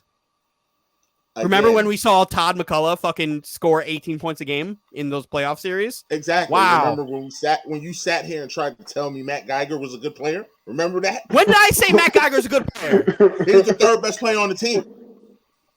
Remember when the stats showed that he scored 15 points? He put up points, and Trace McGrady's players didn't. So Matt Geiger on that Magic team is the second best player on that Magic team. So because the team, that's crazy. Crazy. I'm sweating. Y'all see this? I'm sweating. And yet I'm still, hot. Allen Iverson was able to drag that to the second round. They played well. They played. We're not even saying he got to get to the finals, the conference finals. No, win a round, win 3 games. He can't do that. It's hard to win games all these when your legends teammates that we can't score 10 points. But I'm the crazy one. Okay, you are fucking crazy. They didn't put up points, bro. They didn't put up points. You should have never left Toronto. You can't create T-Mac's points. a legend, but I can't say he's better than AI though. He's better than AI, and I will die on that hill. But AI, I thought AI was a 1. I didn't think really I counted AI as a 2. It's more like a combo guard before they really started That's true. going crazy with that. I always looked at him as a 1. Days. Yeah, like him going with Eric Snow, I think that was just out of necessity. But I think if they had better, I think AI would play the 1. But I mean, like, yeah, I don't know, man. Pound for pound, the answer. Besides crossover, what does Allen Iverson do better than Tracy McGrady? I mean, he's literally it's not defense. It's not facilitating. Yeah, but look at his athletic abilities and what he accomplished. See, people forget that Tracy McGrady was an athletic freak. Mm-hmm. Like outside, like him, and we look at Vince so much because they were on the same team in Toronto. Tracy McGrady was an athletic freak. He was a freak. Like he dogs walked Vince Carter. Like Vince Carter at his best couldn't fucking sniff Tracy. Tracy has all the traits, right? He has all the traits to be great. He had all the traits to be great, and he was great. He was just hurt and his teammates were hurt. Allen Iverson was always like, "Yo, like everyone is taller than him. How is he going to be able to, like do the things he did?" And he was just you wouldn't even know why he's playing that he's that size. I will give Allen Iverson respect, but if we're going to sit here and act like he dragged a team that didn't score is crazy. You can't do that. Numbers don't let you doesn't allow that lie to happen. What were the other numbers? I'm sorry, I don't know these numbers. For Todd his McCullough averaged like finals. He's like 18 points a game. Give me the game and I'll run it to you. We did this every game and every series, and he had guys hitting 18, 20, 15, 14, 13, 10. And holding on to the fact that Todd McCullough and Matt Geiger scored 15 points in the game. There is something to the fact that they had to do that. That's how bad that team was. But they still did it. So if they're bad, what are McGrady's teammates? If they're terrible, what are McGrady's teammates? Because they can't get those averages. Let's not act like we're not adults here, Michael. We're acting like we're not adults here. We're sitting here. I watched this. They're both legends. They're both legends. 2000 Sixers team was an offensive juggernaut. That team is literally one of the worst teams to ever make the NBA Finals. Both teams I agree on that one, Mike. But one team is significantly worse. I don't think Listen, AI did get a game against Shaq and Kobe, and he had like 50 that game too, I think. Yeah, that's a fact though. But he also, I remember that. I hated that game. He had like 50 on us. Wait, are you saying that that's a game where the superstar on the team won the game by himself? He actually dragged that team to victory? Are we going to sit here and act like Tracy McGrady didn't fucking score 45 in these games, Michael? Did he win games? So we're gonna hold AI's one playoff game to a higher standard than McGrady doing the same thing in the playoffs. One playoff game. No. He just said in that game one. No, he said in that game one how he dragged that team to a victory. I will not allow an irresponsible take like that to be said. Because I'm not going to sit here and discredit Because Allen Iverson's whole playoff run. I will not do that. I will not do that the way Mike does. Told you that if Tracy McGrady was as good as you said he was, he should be able to bring that team to a championship. And you keep hitting me with his teammates aren't good enough. If he's that good, he should be able to bring that team. McGrady by himself scored a third of the team's points. I'm not going to front. He should have beat the Bucks though. The Atlanta team should beat the Bucks. And why didn't he beat the Bucks? And why didn't he beat the Bucks? Huh? Because why didn't he beat the Bucks? Because if Iverson's beating the Bucks and you're saying that Iverson isn't better than Tracy, he should have beat the Bucks. Iverson also got the pleasure of having referees that spent time in jail for fixing the league. So let's forget. Hey, Mike, let's forget fucking facts. Fucking facts. That the league didn't fix that? Stop it. Those guys served federal time in prison. Federal prison, getting caught doing illegal things in federal prison. You can't prove that happened in that. They were in federal prison, Roz. I know, but you can't prove that happened in that specific series. Federal prison. In any other game. You can't Do not prove that. make me go and get the tapes and have them describe every game they fucking did it in. Don't make me get the tapes because they have proof that they did it in that fucking series too. Federal prison. Woo! Facts. Federal prison. You see? You see the fucking pool of sweat? I'm worked up. I'm a historian of this fucking shit. Damn it. Top 3 shooting guard though? Prime, there ain't nobody better. There's not many people better than Prime T-Mac. Better than Dwayne Wade. Prime T-Mac ain't nobody holding his jock but Kobe and Mike. Top 3. Oh, I think Wade can hold on. Hold on. Wait, he's better than Wade. Prime T-Mac is better than Wade. Wait, better than Wade? Tracy McGrady's 30-point-a-game season over any Dwayne Wade season. There's nobody holding him. Even 06 Wade? Tracy McGrady averaging 30 in 2001. 09 Dwayne Wade? 30 points a game in 2001. We're talking about the same Dwayne Wade who came back 0-2 on the Mavs and beat them 4 straight. We're talking about that Dwayne Wade. Prime T-Mac is better than Dwayne Wade. I can't go to that one. I will die on that hill. All of y'all can suck me. I will die on that hill. I will die on that hill. Nobody can change my mind. There's not a like me right now, bro. There is not a single thing any of you can say to change my mind. I'm dead on this hill. Nobody can revive me. Don't bring out the resuscitators. Don't call an ambulance. I'm dead. I'm dead on this hill. I don't look so crazy now. You see what I'm doing? Like, we're not even getting into that. There are some hills to die on. I've died on some hills, but I will die on that hill. I don't know about that. I will die on that hill. Dwayne Wade. That's the hill you're dying. Also, James Harden's fucking 30-point-a-game season is dog shit because he shot 30 fucking free throw a game. Don't get started on James Harden. So fuck all that. Better than Jesus too. I can't say that either. Scooter, let me say this again. I'm dying on this hill. I don't care what stats you're providing me. I'm on that hill dead, and I don't care. But Jesus had he held the did he held like the record for like the most threes for like a while now? Like doesn't matter. Hey, like until Steph came along. Hey, let me tell you this thing, Roz. Where this hill that I'm on, I'm dead on it. What record does Tracy hold? Like the fastest to score in like 10 seconds or something like that. That's his career achievement. Go ask Kobe Bryant who the toughest person he had to guard was.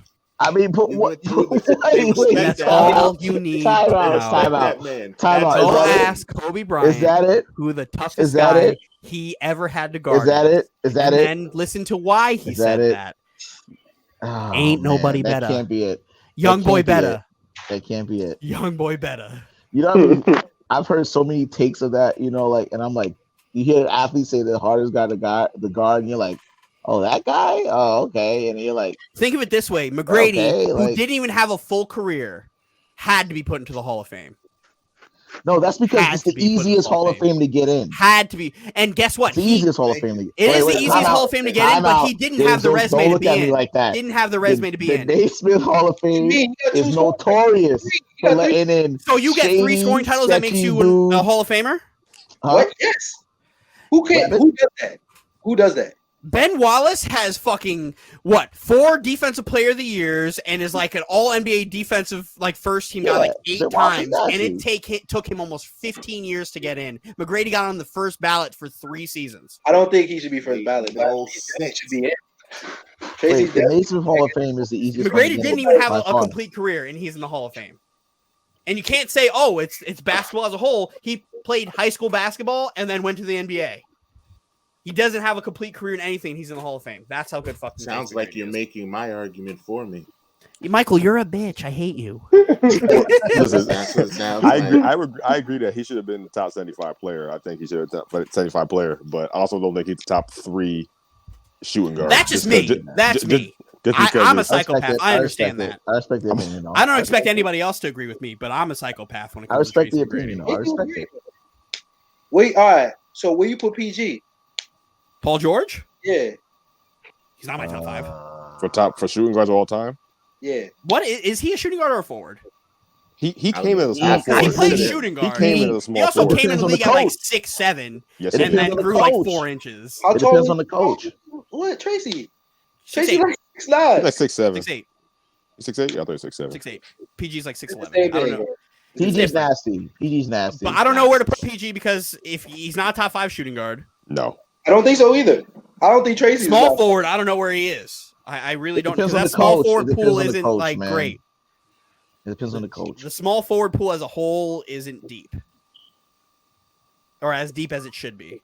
In history? Yeah.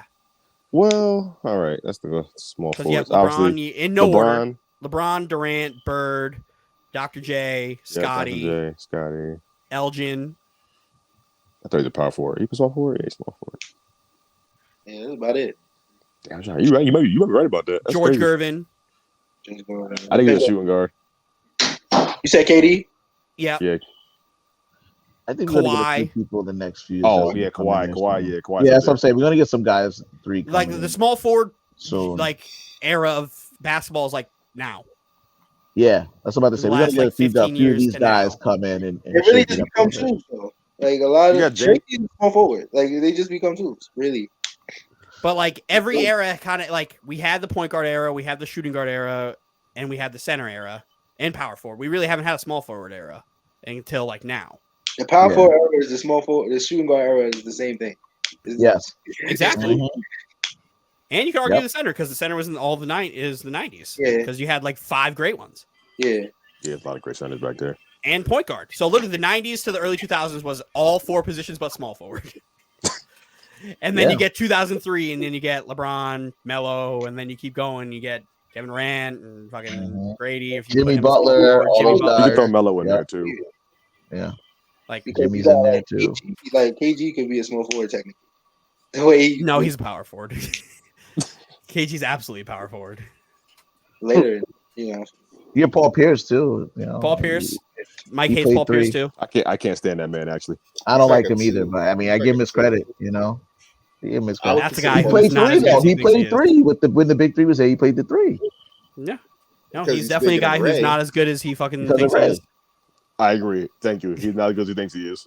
No, I can't stand that guy. Mike knows why I don't like him. My favorite thing about Paul Pierce is him going on live TV talking about how he thought he had a better career than Dwayne Wade, and that's the fucking craziest he lost thing his in the world. mind. He lost his mind. Lost his mind. Craziest thing of all time.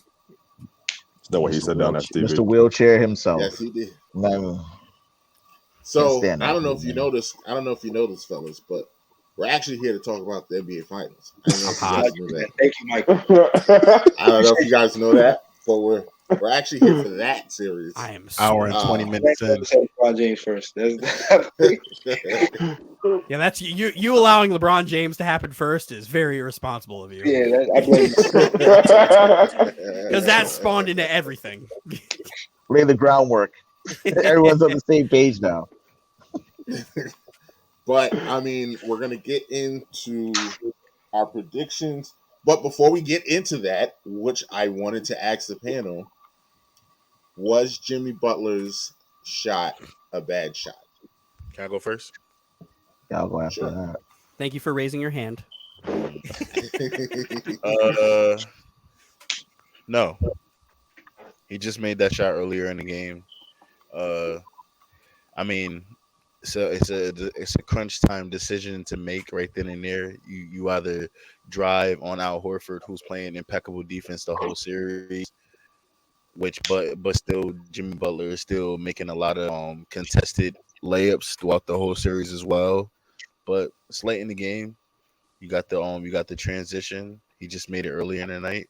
I mean, make it. It's either you make it or you don't in that moment. I think it was a decision to make, and he made that. Hey, good shot. Yeah, I don't think it was a bad shot. Because if he'd have made it, we'd be like, oh my goodness. That place would have erupted if he made it. It'd have been crazy. I don't think it was a bad shot. He's going for the lead. He was one of the few people, if not the only person that was hitting on the team. Yeah, so it's not like he didn't have like 40. Yeah, so he can take it. And it's not like he missed crazy. He was just short. Yeah. I'm gonna go with the law of averages. I'm gonna say that was a terrible shot. For various reasons. I think Jimmy's not a great 3-point shooter to begin with. No, I also think that if best case scenario he makes that shot, there's still enough time, plenty of time actually, for the team, the Boston Celtics, to go down there, run an actual play, cause either a foul, and then what happens is I'm okay with the shot if he drains a little bit more of the clock, right? Because at that point, you don't want them to get a chance. And he could have done that. They could have ran a play. He could have probably got another open look, ran a few switches, a few screens, and then you live with that. You shoot the three, the game's over, whatever. Him shooting the three, the best thing he can hope for is the Boston Celtics go down there and they play defense, which they have not been doing the entire game. They were literally, like, if not for a random fadeaway three, which is probably a worse shot than what Jimmy shot with Max Struss making that three, that's like they're down by at least probably close to like 5 or 7. And then I just think that he could have ran a play. They had the momentum. Why would you just go down there? And I get why he did it. I just don't think that was a good idea at that time because you have momentum. I think if that game goes overtime, I think the Heat win that game. I really do think that the momentum shifts and the Heat wins that game. But I mean, Jimmy was the only one. He was money all night. I just think that it caught up to him. He's not a great 3-point shooter, and he could have ran a play. He could have kicked it out. Hey, listen, man. They could have gotten that shot another way. Yes, they could have gotten that same shot in a better scenario as well. But at the same time, that's fair. You ride the hot hand. Yeah, like, and he's the guy you want to shoot that shot out of anybody else who's on the court. Yeah, at that time for sure. That's the guy you want. So if I'm not mistaken, if he hit that shot, they'd have been up 1 with 14 left. 14 seconds. The shot it was 17.1. Yeah, 14 seconds left. It's about 14 seconds. So he hits it. They up 1, and Dylan's right. That stadium goes bananas if he hits that shot. Absolutely, they go insane. And now the crowd's fired up and the team's fired up defensively. And they're fired up exactly. Yeah. When you're a home team in like a game like that and you're fired up defensively, you're more. I mean, I'm not the probability man, but you're more likely probably gonna stop at least the next possession. Yeah, and the refs are probably less prone to call a foul after that too. Yeah, to get that. Because I mean, they might. Granted, the dude might have actually gotten fouled, but the ref is less prone to call that foul in that moment. After they that might shot let like you that. Drop a shoulder and not call it for real. And that they weren't letting them play. They were letting them play towards the end of the game. You might let PJ Tucker fucking forearm shiver somebody. Like I said, I think the shot is great. I just think if you just drained a little bit more clock, let's say he hits the shot and there's 5 seconds left, then I'm like, all right, cool. Like, that's but a whole lot. He probably wouldn't have been open anymore, though. It's a whole lot of. They could have You could scheme something open. That's what I'm saying. They had 17 seconds when he shot the ball. You got 8 seconds to run a play. Yeah. Nah, he should have went downhill. That's what I'm saying. That's what I think. Yeah, they could have gotten a better shot. But like, went to the rack and made it. I wouldn't, but I'm not mad at that shot. If I'm a Heat fan, you see that shot, and that's your guy. No, your guy takes the last shot. That's the only reason why I wouldn't be mad about it because it's Jimmy Butler. That's the only reason. Unless it's Jimmy Butler who has like 8 points. Don't take that shot. He was 1 for 4, by the way. He made 1. You said he made a shot. He made one. Yeah, he was one for like 2, right? Or One yeah, for he only 4. shot 2. Oh, 1 for 4. Okay, so I looked 25. at it. Not a good 3-point shooter. Money on. But was so before mad. that miss, it's 33%, and that's just about his average. Oh my god, son. Stiff arm to the leg is crazy. It just No, go you to- could have gotten a better You shot, need to but play like, before. not mad at that shot at all. Hey, That's like me being mad at Kevin Durant for shooting that fucking shot with his toe on the line. Like, I'm not mad at that. He made if it. it was anybody else, I would be like Be screaming. furious. You'd be furious. But, like, But Cousins, like, Jimmy Butler can't is be mad like, at it. He also played all the minutes in that game too, so he probably like, I ain't going to overtime. I'm not going to overtime. Overtime win the game now. That might have played. ending this. You're right. I'm ending That this might have played right something now, to do right with here. that. Yeah, that might I have don't been know, him going. You know man. what? I ain't playing no more. Yeah. Jimmy's a dog, man. Jimmy's a dog, bro. is because Oladipo took 2 layups right before it, like 2 open, like Yeah, stiff arm layups at the rack. He We go to was overtime. Game. We did our thing. That's it. It was it. I also want to point out. I don't know if y'all remember a few plays before that. Jimmy drove to the hole on Al Horford. Stiff and arm. got knocked And got upside the blocked. head. No, not Yeah. not the one that he stiff armed. The one before that where he got fouled and they didn't call And they it. didn't So call I it. don't know Yeah, they didn't call a if few on him, that actually. also Yeah. was going on in his head. Like, damn, Oh, if yeah. I go here Mhm. and don't get this call, the I understand what season's you're saying. over. You're right, Yeah. but he made the layup. He made the layup. He made the layup. All the That's people his bread that and say butter, he man. made the layup. Like he did the stiff arm, made the layup. They made 3 layups back to back. He was 1 for 3 already. It's like, I don't know. I mean, It's Yeah. I tough. think he Like could you even said, change the if it was drive. all- that's why I'm not Jimmy, because I would have been like, oh, Hezzy, he's right there, Yes. line, 2 steps, layup. All right, we're going overtime. Listen, I mean, he could have gotten a better mid-range pull-up than That's that. what I was about to say. If you look at the replay, Horford's on his heels while he's coming up in the 3-point line. He could have drove and then stopped and popped it right there. And then that's a Jimmy Butler shot, you know? Yeah. That's a Jimmy Butler shot. And then the game is tied. And then, you know, like I think Miami would still have the same momentum. The crowd would still be going crazy.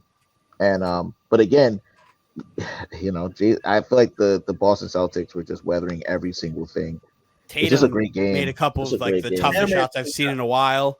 Where Yep. he had the fading left at the buzzer, three? or at the shot clock that buzzer three, on yeah. Max Strus, That's- who literally that couldn't was have a played any crazy better shot. defense on him than he That three he was could. crazy. That And it would just crazy. snap the net, just like, oh, that's a tough shot. Just watching those games, overall throughout those 7 games, the Heat, you could probably count on your hands how many quarters the Heat actually like were dominant. The rest of those quarters of games, Well, I the Celtics believe- clearly were the better looking team. Well, game 1, I they believe dominated the third quarter. Just blowouts too. They dominated Yeah. the third quarter, Yeah, they did. and that Blowout just game. held Blew into that. the fourth quarter. Yeah. Game 2, they got waxed. Game I think 3, he only won literally 3 quarters the whole series, 3 or 4 Wow. the whole series.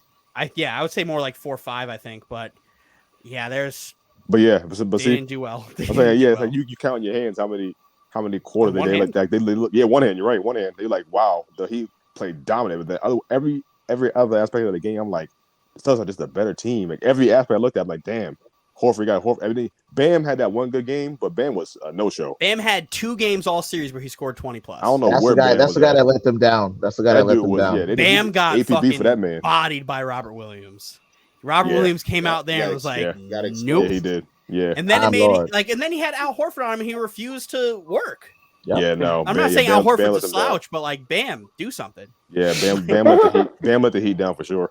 Yeah, Bam's the one that really let them down in my book. Yeah, I mean, people I was don't talking know about if he Kyle Lowry, but you know, it was definitely Bam. yeah.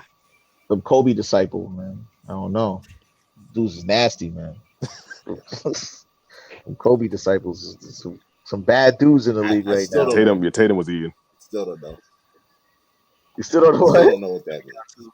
You know what Still that don't know means. what that means. You know what that means. The Kobe Mike, disciples. you really don't know what that means? The guys that got the private workouts. I want to hear the him guys say. the that- Kobe disciples, they're nasty. They run the league right now. So what does that mean? Does that make? What do you Kobe mean better? run the What do you league? mean? What They're do like you they're mean? like they're like the best players at their position. Legitimately. Okay. All right. So they run the league. Right? That's if you're cool. like So the what they best gotta at do your is go- positions, there's only 5 positions. I want because you're trying to put an underlining let it. So Tatum's the best forward in the NBA, career. small forward in the He's NBA. one of the best. He's definitely top 3. But is he the best? Because you said So- the No, best I at their said- positions. He's one of the best. That some of them are like you can argue they're the best at their position. Is Devin Booker the best shooting guard in the You NBA? can argue that he is. You I can don't argue think he's you top can. 3. I don't know about that. I know top 3, but I wouldn't say he's the best. I mean, if you're top 3, Who's the then best that means shooter that in the there's league? who's a better shooting guard than Devin Booker. Bradley Beal. I could say that. Yeah, Bradley Beal's a good choice. Is Kobe Bryant a Olajuwon disciple? Because he did a That's a fair offseason question. with Olajuwon. I mean, there's trees. If you want to make the Olajuwon tree, we can do that too. But the Kobe fair disciples, I mean, like, the man literally like dedicated this entire What is game and his DeRozan playoffs. What is DeRozan in this hypothetical Kobe disciples? Is he a shooting guard, small forward, power forward, or center? Because he's played I all. think I thought he was a shooting guard. I think he's a shooting guard. I'd say DeRozan's better than Beal. I mean, not Beal, Booker. I would too, but Yeah, not sure. we're gonna have to get back to this topic because we're running up against the clock, and we got to get these picks. We got to get these picks in. All right, word. And I heard that Anthony had a bet that he wanted to put on the table, which I could not wait for. So we will let Anthony make the first pick for who's going to win these finals in how many games, and Reveal we'll his go bet. from there. And Anthony, I don't know if you're ready, but yeah, all these picks will be solo. So because this is going, we're gonna make sure we get this. Woo! All right. I got the boys in green in 7 games. Boston Celtics. They're going to win the NBA Finals. In 7. You gonna give us a reason, or you just want me to stamp it? Because Honestly, my reason, I mean, there's no particular reason. Just stamp it. I just think Just it's because. Boston. I just think it's Boston. Yeah. Dylan, we're gonna stamp it right here. So there we go. Celtics over Anthony's face. You can keep talking, Anthony. It's okay. Okay. I'll add the music, Mike. You don't got to worry about doing all that. I'll add the music. Too late. Oh boy. Anthony, is that it? You just got nothing else to Is say? that Like it? Celtics It's 7? just- I was jamming to the music, man. Shit. And what's this bet? What's this bet? Well, whoever's not rooting for the Celtics, I will bet anybody who's not rooting for the Celtics. Oh, Everybody put a But bet up. what? Everybody put a bet up. What right is now, it? right now? everybody. Well, I'll choose. All right. There it I'll is. choose That one of y'all. bullshit. We're adults. Yeah, I'm an adult too. We all pay bills, which means I'm choosing one of y'all. All right. Okay. Hey, you guys want a spoiler alert on who he's not choosing? Oh God, here we go. Me. He's not picking me. Well, I will be betting $50. All right. He's not picking me. He's not doing that Because he only bets me $27 at the most. Oh God. DonJuan, where are we going? Okay, so the Lakers fan in me cannot pick the Boston Celtics to win the championship game. I'm a championship series, but granted, I don't think they was going to win anyway. I got the Warriors. I really want to say in 5, but I'm going to say 6 to be generous. But I really think the Warriors can beat them in 5. But I'm going to say 6 on record. Hey. Good Bay Area. That's the whole remix. No, I can't play. I'm with it. I'm with Can't play it. the Get whole hyphy.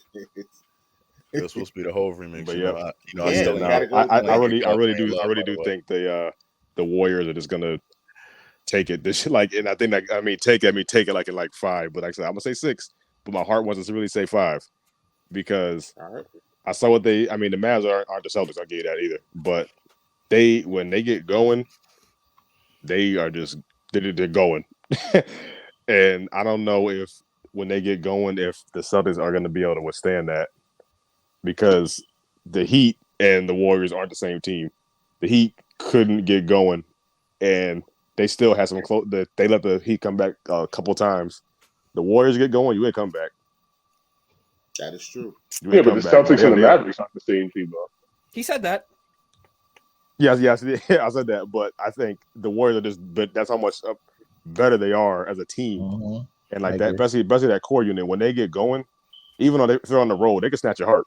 They'll just snatch. They'll shut the crowd up when they start bombing them. If Jordan Poole get going, if Clay get going, if Steph hitting, if he's hitting those crazy step backs and like or coming down court pulling up like logo range and just dropping, that just demoralizes the bench, that demoralizes the crowd, and it's harder to come back from that than it is the other way around.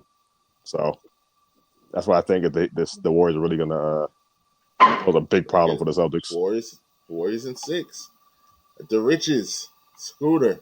Well, he's going, so but I got you. I think he got the same take. Well, he might say less games. I say Warriors in 6. I say Warriors in 6. Yeah, Warriors I got Warriors in 6. Yeah, we're stamping that. Yeah, I'm stamping that. Warriors in 6. Okay. I think Tatum and what's his name, Jaylen Brown got 1 game each. I mean, I feel like both teams are very deep. I just feel like Steph and Clay being the best they are got it. That's what I think it is. Like I think this is just, and I think Clay gonna finish game 6. Clay, feel me? That's just gonna be over with after that. Us Thunder fans know about that game 6 Clay. So yeah, I'll never sleep on that again. Like Warriors in 6. Warriors in 6. Ranger danger. Game 6, Clay. My heart tells me Celtics in 7. Gotta go Warriors in 6. I think if Andrew Wiggins is my X factor for the Warriors, if he drops like 18 points a game, this series is going to be over a lot quicker than we even imagined. So, yeah, man, I'm going to go Warriors in 6 because I think the Celtics match up very well with them, talent wise, depth wise. Get a lot of Too Short tonight. Yeah, so Warriors in 6, man. You know, I think Steph is trying to like, you know, he's trying to make sure that everyone remembers who he is, who this Warriors team is. Draymond's going to be pesky. He's definitely a better defender than Max Struss. So definitely they're gonna throw everything they can at Jason Tatum. And we'll see how that goes. So yeah, Warriors in 6. He locks up. Yeah, it's gonna be tough. If I was a betting man, this may be your opportunity. Celtics in 6. Hey. Oh. Okay. Was not expecting that. Okay. We're stamping that, right? I put the stamp on you already, but we're stamping it, James? Yes, sir. Okay. Just had all right, another one for the green. Wow. Had to get that back on record. I was not expecting James to go Celtics. Celtics in 6. You just nothing, James. Just gonna let the music play. All right. I mean, after the music goes off. Yeah, I mean, Celtics in 6. I think that I heard a lot of interesting stats today, and I did my own little research, and yeah, Marcus Smart is a really good defender against Steph Curry. Yep, he's my X factor. He's a really good defender against Steph Curry. I think Steph Curry scores. He's the best defender against Steph Curry, and he's had a bunch of different defenders on him. You know, I think that plays a lot into it. But I think that the X factor for me is going to be Jaylen Brown. I think Jaylen Brown has to, and Dylan hates JB with a passion, but I think Jaylen Brown has the ability to really change the course of the Celtics' future this series if he plays well. If he's consistent. If he goes out there and is consistent and gets them 20, 23, 25 points, then this is a completely different ball game. This makes it very difficult for the Warriors to be constantly switching every single player, because it's going to be just like how you go from Steph to Jordan Poole to Clay to Wiggins. It's going to be the same way on the Celtics when you go from Marcus Smart to Tatum to Jaylen Brown to Horford. If they're all rolling on all cylinders, and they have the capability to do that if Jaylen Brown shows up, and I saw that you had put another topic, and I'm gonna roll right into it if you don't mind, Mike. But we still got 2 more picks. Got 2 more picks still. All right, then never mind. I'm gonna wait. I gotta let you get off. But Celtics and 6 for me. Golden State and 6. I'm going with the man who wears ankle weights as fucking ankle braces. Fucking Steph Curry's fucking thick ass ankle braces protecting them shits from breaking because they're made out of glass. I think this team is the best at pulling out your big and just making them useless. And if the Celtics can't efficiently play Time Lord in this series, it's gonna be a lot, because they're not really an attack the basket team a ton, but we saw against Dallas them go to the rim a lot. And if you could take Time Lord out of the series and make Horford and Robert Williams your centers, you now can afford to hide Steph, because Steph is going to be guarding Grant Williams and running around off of off-ball screens, and you get to take your pick at Jordan Poole, Andrew Wiggins, Steph Curry. Pick your warrior who's just going to be going off on the perimeter. The one thing the Celtics haven't really done is face great 3-point shooting teams, because the fucking Bucks couldn't shoot to save their life outside of a couple people, and they were terrible. Middleton's injured. The Heat, their best 3-point shooters weren't playing in Tyler Hero and Duncan Robinson, 90 million at the back of the bench, fighting to even see 3 minutes in fucking garbage time. And the Nets, who just couldn't hit shit and who weren't taking shots. But that's a good 3-point shooting team. But they weren't shooting, so they weren't a good 3-point shooting team. I think they were shooting, they weren't making. They were clamping that up. Exactly. We were not a good 3-point shooting team. Bruce Brown was our best 3-point shooter, because Steph Curry wasn't taking a ton, and KD just wasn't shooting the second half, and Kyrie was on the sidelines eating bananas. Like he just wasn't shooting. He wasn't playing well. Like, can't do shit about that. This is the best 3-point shooting team they're gonna face, and what sucks about that is Boston's really good at closing out on 3-point shooters, but this is also the best contested 3-point shooting team I think I've seen in a long time.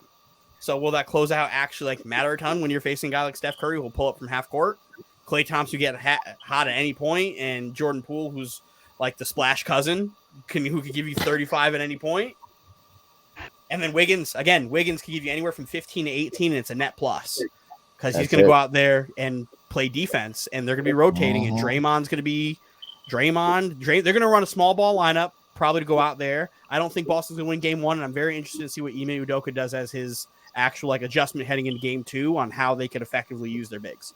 I think they're going to run with Al Horford. If they run with Time Lord to start the game, I think it's a wrap. They're going to need to put their big men in the paint to make a difference. They can't just be on the court. They got to put Al Horford and Rodgers in the paint. In the paint. If they're not in the paint, it's not going to matter. They have to use that Steph matchup, because Steph's not going to switch off the screen. No. They're going to hedge. So, they're really good at making it. They're going to blitz off the screen to make sure Steph can stay on Grant. And Grant's not going to do... they're going to give him the ball in the corner. He's going to shoot or pass. He's not going to try to back down Steph. That's just not in his game. Yeah, I can't see that happening. And Ime will bench his ass. So I've been debating this since Sunday. I've gone back and forth in my head. I've made arguments in my head for both teams winning. I think this is a really matchup driven series, and I think depending on which matchup to win, this series is going to swing either way. But I just, in my heart, firstly, my New York fandom doesn't allow me to pick Boston to begin with. I appreciate you. But I'm not gonna lie. I've been saying this all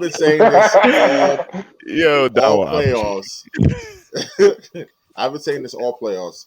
If this Celtics team had any other name on them except Boston, I would be riding for this team so hard because I love the way that this team plays and they I feel grind you. out Yo, every I day. was saying that. Yo, I feel you, bro. 100%. Back to I can't basketball. stand Boston. That's how I feel. Back to wing basketball. Yeah, as a Laker fan, it can't happen over here. No way. Nope. That being said, and James has heard me say this before, they don't have enough bullets in the gun.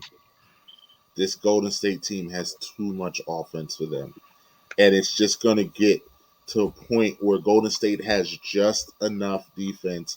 I think the X factor in this series, I think Andrew Wiggins is going to remind the world that he was a number 1 pick in the draft. And he is a lot better than people think he is. Mhm. And he's going to show up in this series. And honestly, I'm picking Golden State in 7 because even though I've seen it happen, I don't think Golden State's losing a game 7 in that building. That place is their home court. I can make the argument is just as good as Boston's. So I will reluctantly pick Golden State and stamp it. But I think the series has got 7 written all over it, and I think we're going to be in for a classic. I don't know, man. I don't know. I think Golden State has the ability to run away with this series. I think they have the ability to. Boston's been winning few road games this whole playoffs. No, this is not discrediting it, but like if you were told that this series ended in 5, who would you think ran them out? Golden State. Golden State. Yeah. Yeah. I think Golden State did. If it ends quickly, it's Golden State. If it goes 7, it could be a toss-up. And like I don't think Boston can't win this series. I absolutely think they can win. They're proven road warriors. It's both teams. But here's the thing: I'll go with championship DNA. I'll go with the guys who have been there, who have raised the trophies. I'll go with the coach who knows what he's doing in these instances. I'll go with 2 of the greatest shooters to ever grace this earth. I'll stick with one of the greatest defensive players ever. Give me the disappointing number 1 pick who's finally like found his home in Andrew Wiggins. Like Andrew Wiggins just needs to average 15 points a game to be. That's it. That'll do it. And if you tell me he can't average 15, then we need to reevaluate Andrew Wiggins as an NBA player. Yeah. Because like he's already been a disappointment his whole career. My whole thing is, regardless of if he get it or not, Poole is gonna catch. Pool's gonna give, but that's what I'm saying. If Poole gives you 14 20, to 18, it's over. Like 14 to 20. Steph Curry gives you Steph Curry. Clay, who's literally like a third of himself, can give you 15, and then you have Wiggins who can give you 10 to 30 at any point. You never know. Anything Wiggins does is extra. Yeah, but Jason Tatum's all world. You got Brown who can go off for 20, 30. Marcus Smart's been giving you 20. Al Horford can give you 20. You expect Al Horford to give you 20? Al Horford's not going to be. I expect. No, wait, but you're saying you expect Poole and Wiggins to give you 15. You can definitely because it's proven. But you can get that from Horford and Smart too. But I'm not taking anything away from Smart. Horford is the one where it's like, can you depend on him giving you 20 every night? You can't. There's literally 3 playoff series in a row. You can depend on Horford for 15 though. Can you? Because do you know what he had in Game 7? I can depend on Horford for 15. 10. You know what he had in Game 6? 8. Do you know what he had in Game 5? But he didn't need all. You want to know why I know this? Because I gambled on Al Horford giving me 15. And I lost a lot of money on Al Horford giving me 15. But it's a different series. He didn't need that offensive output. He didn't need that offensive output against the Heat. The only time we really saw Al Horford be crazy on offense was that game where he reminded everybody that Giannis was a bitch. Yeah, but he gave you 30. No, nobody on planet Earth is going to expect Al Horford to drop 38 points a game. But 15 is feasible. It's feasible, but is it realistic? Yes, it is. If somebody based says, off Al of Horford, what? I need you to step up and give us a little more. You've been scoring. Based off of pep talk, I have to expect Al Horford to give me 15 when I have stats that prove otherwise. I would say if he is going to get 15, it would be if he's able to get Warriors. 15, yes. It'd be against this Warriors team. We don't know how it's going to play out. The offense doesn't run through Al Horford. Very rarely is Al Horford getting opportunities to get on the block and work. Yeah. Like, that's just not how they work. That's just not how it goes. It's easier to expect 15 out of Wiggins and Poole because I've seen it consistently throughout the playoffs than it is for you to tell me Al Horford's going to be 15 tonight. Okay, but here's the thing. Even if Al Horford gives you 10, Marcus Smart's giving you 20. See, Is that's he my giving me thing. 20? Is he? I don't Yes, he know. is.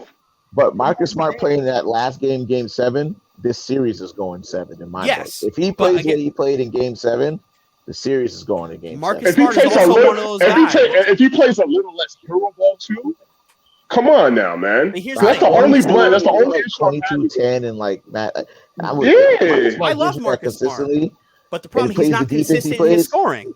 This is going to go a lot. This is going to go a lot. Marcus Smart will either give you 12 or he'll give you 30. And then I always account for two types of games. There's the Marcus Smart fucking scorched earth game where he goes like 6 for 10 from 3 and just can't be stopped. And then there's the Marcus Smart game where he just thinks he's Ray Allen and he shoots the most threes in his fucking game and misses a bunch of them. So like those I know happen because they've happened every year in the playoffs that he's in. Every single time. I just think the two teams are more evenly matched than 100%. They are. But if it comes to offensive firepower, I have 5 guys on the Warriors I know can give me 15 plus every night. Where the Celtics, I know I have 2 guys. I have Steph, I have Clay, I have Poole, I have Wiggins. It's 4. Okay, so give me 4 guys that I know can give me 15 plus. Right? I feel like the Celtics. I feel like I'm missing somebody, but I'll give them 4. Whereas the Celtics, like I may know I'm getting Jason Tatum for 1 because Tatum has many games in this playoff series where he only has like 14 to 17 points on terrible shooting. Yes, wow. But can also give me a 45 piece at any point. Jaylen Brown, who I know can give me 15 along with him, or is going to give me 4 points coming off of 45 and give me 7 turnovers on 22%. Right? I know Marcus Smart. He's been a lot more consistent. These numbers are brilliant, son. You're brilliant. Jaylen Brown literally scored 45 and then went and scored 8. I know that. Hear anything about consistency? He's been more consistent. And then Marcus Smart, who can give me 10 or can give me 30. Who's there for? Yeah, is it going to be White? But the thing is, one good game. But the thing is, you just said those players have higher ceilings as far as offensive scoring. Like, there's not a single person in this series who has a higher ceiling than Steph Curry, so I don't want to hear nothing. That about good game that. from White was still only 8 points. No, he had 20. He had 20 in a game. In a game, the highest ceiling in a game is Klay Thompson. But in one game, it's Klay Thompson. In a single game, off of 7 dribbles, he'll give me 60. So there's not about wait. So Klay Thompson is dropping 40. Well, we go say and act like even in the lows of 2016. I'm not saying he can't do it, but I know I have 4 guys who give me that. I know I have. Wait, no. We're not talking about 15. We're talking about like the 40 pieces, the 50 pieces. We're talking about that. Tatum can do that. Brown can get close to that. Can't. I know. I didn't say they can't, but Tatum can do that too, and Brown can get pretty damn close as well. And so can Poole. And then I have Andrew Wiggins who could also do that. I have. And Marcus Smart can do that too. You have 3. No. I have 4. Marcus Smart can give you 30. 40. Marcus Smart's not going for 40. He's not going for 40. No, I didn't say going for 40. 30. You'll get 1 30 game out of Marcus Smart. The rest will be anywhere from 14 to 22.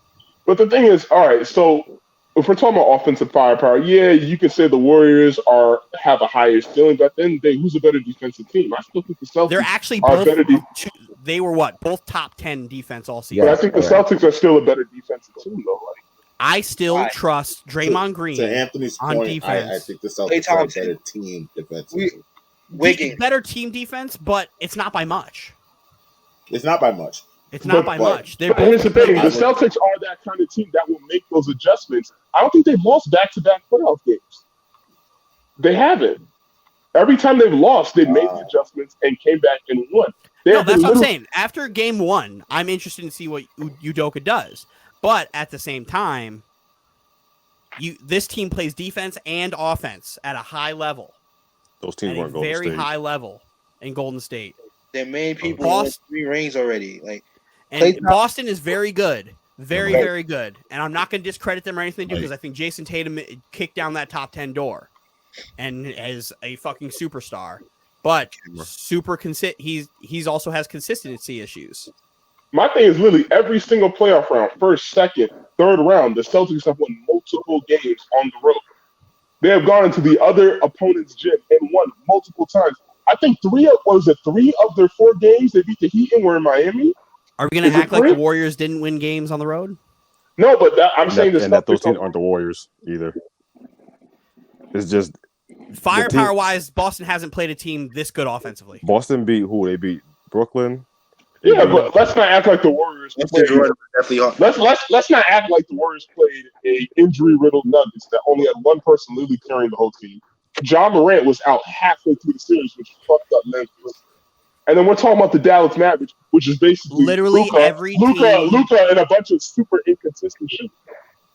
Literally every team Boston played was also had injuries. Literally every team. That's what I'm trying to say, though. It's a lot more evenly matched up. Here's the thing, though. I think Anthony, nobody's disagreeing with you. I think the Warriors, even if Morant finished, I think they still beat the Grizzlies. But if Middleton plays, the Bucks do not. The Celtics do not beat the Bucks if Middleton plays. Anthony, nobody's disagreeing with you that this is a close matchup, but you also have to acknowledge that one offense is better than the other. Yeah, one defense is better than the other too. Barely. Still better. Yeah, but at the That's end why of the they day, play the game. That's why they played 7 games. I think the Warriors better offense. Trumps the. But the thing is, better offense, but still a really good defense versus a really good defense and a good offense. I'd take the really good offense and the good defense, especially when these guys are the best at making contested 3-point shots. Well, there's only 3 words. We will see. Yeah. So who's bet you? Who do you want to bet? That's for next week, bro. It's not. You have everybody here. You have literally everybody here. We're never going to get this again. We're never going to get this again. And then you get time to see game 1. So, no. Game 1 is Thursday. Before we record again. All right. Who should I bet for 50? I ain't got Wait, who said? Scooter said he's out.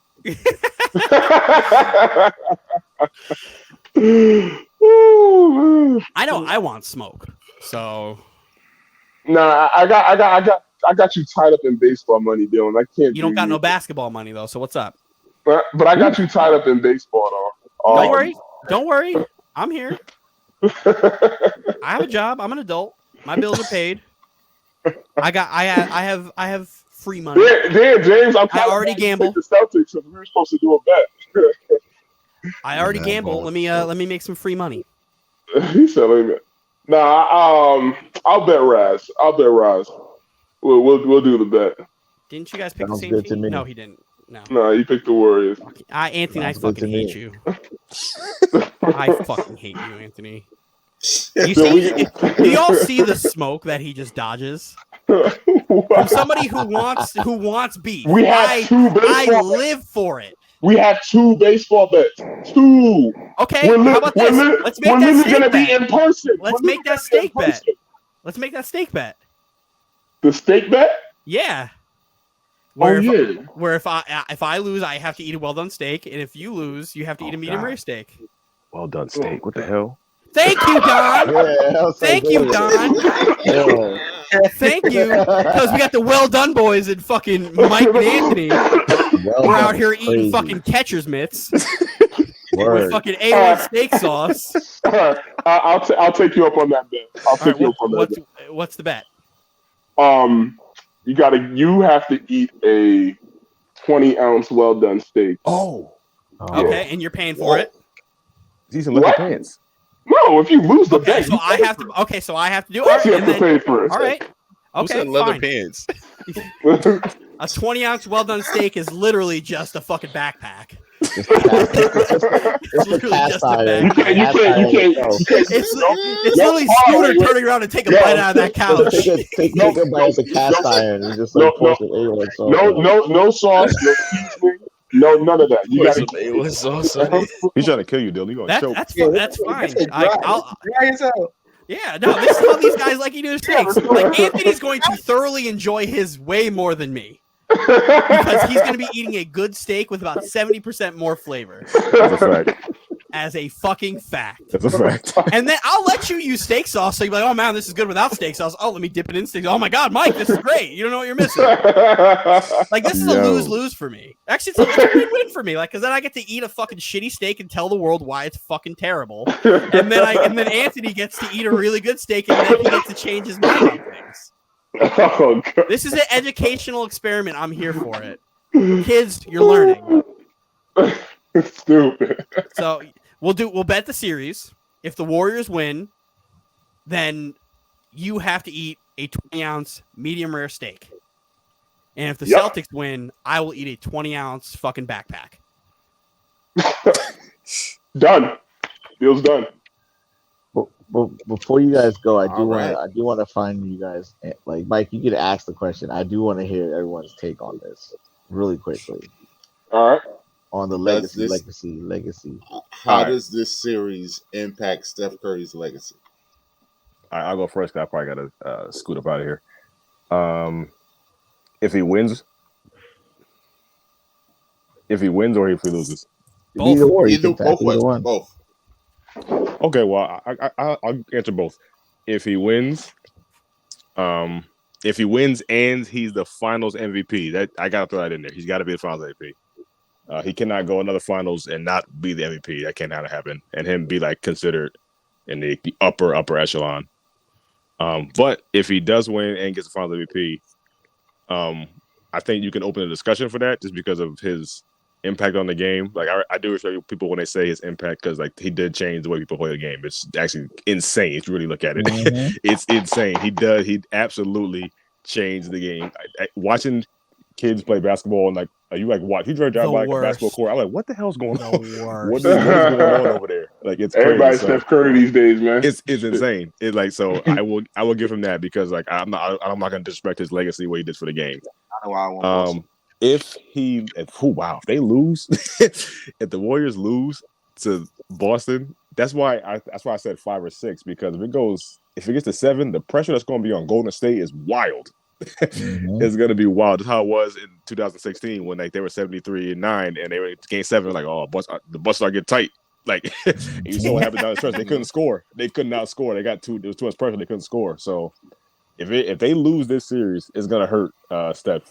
Legacy for sure because it's gonna be like, oh well, damn, KD got you those other 2, and then Kyrie and Kevin Love was hurt. Exactly, and Iggy was MVP. Like if he don't lose, it's bad.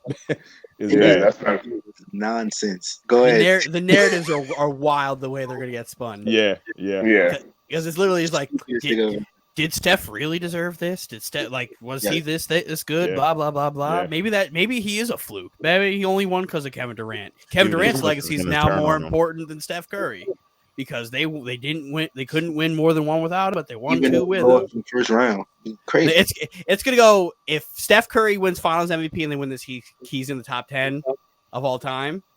If he doesn't win this and they lose, then Kevin Durant gets to the top 10 all time. Because now Kevin Durant is now significantly more important in NBA history. And it's so wild. Yeah, it's true though. It's so wild, but that's how it's going to get spun. Yeah, exactly. I completely agree with that, Dylan. Kevin Durant literally is going to be swept in the first round and all of a sudden just walk into the top 10 conversation.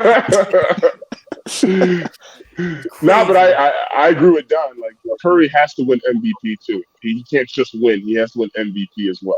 If he doesn't win MVP, I'll be mad. Yeah, he's got to win MVP. It'll be on him. Mm-hmm. Because then, like, if he doesn't win Finals MVP, watch it be Jordan Poole. Could you imagine? Jordan Poole will be under winning it. Mm-hmm. Yeah, I'm gonna go say he has to win. He definitely has to win. If he wins another one without KD, I think that's enough for him to exercise the KD demons, like how it was for Kobe to exercise the Shaq demons. Yes. Now if he wins Finals MVP, oh man, then he's gonna start creeping in my mind. He's gonna start creeping into like Kobe levels because then it's like you've been on the same team for so long. Yeah, his lull wasn't as long as Kobe's lull was when they had that bad downturn, but he still had faced some adversity with a bad team, banged up team. he's literally like going to be the face of California now. He takes over California where Kobe. He fills that void, I think, where Kobe left off. He's going to start taking that void in California. Period. He's a great guy off the court. He's, and I honestly think, like as much as I think LeBron has the stats, I think he starts now. The pressure for LeBron as the face of the NBA is now going to whittle a little bit if Steph wins that, because now it's like he's done it. He has to win Finals MVP to do it, right? Has to. He changed the game, everything like that. So I mean, he's going to be up there. Mount Rushmore, not sure. I think he has to get the 5 for that for me. Yeah, he needs one more for that. But he will most certainly. He most certainly will be. He'll get some exclamation points after that.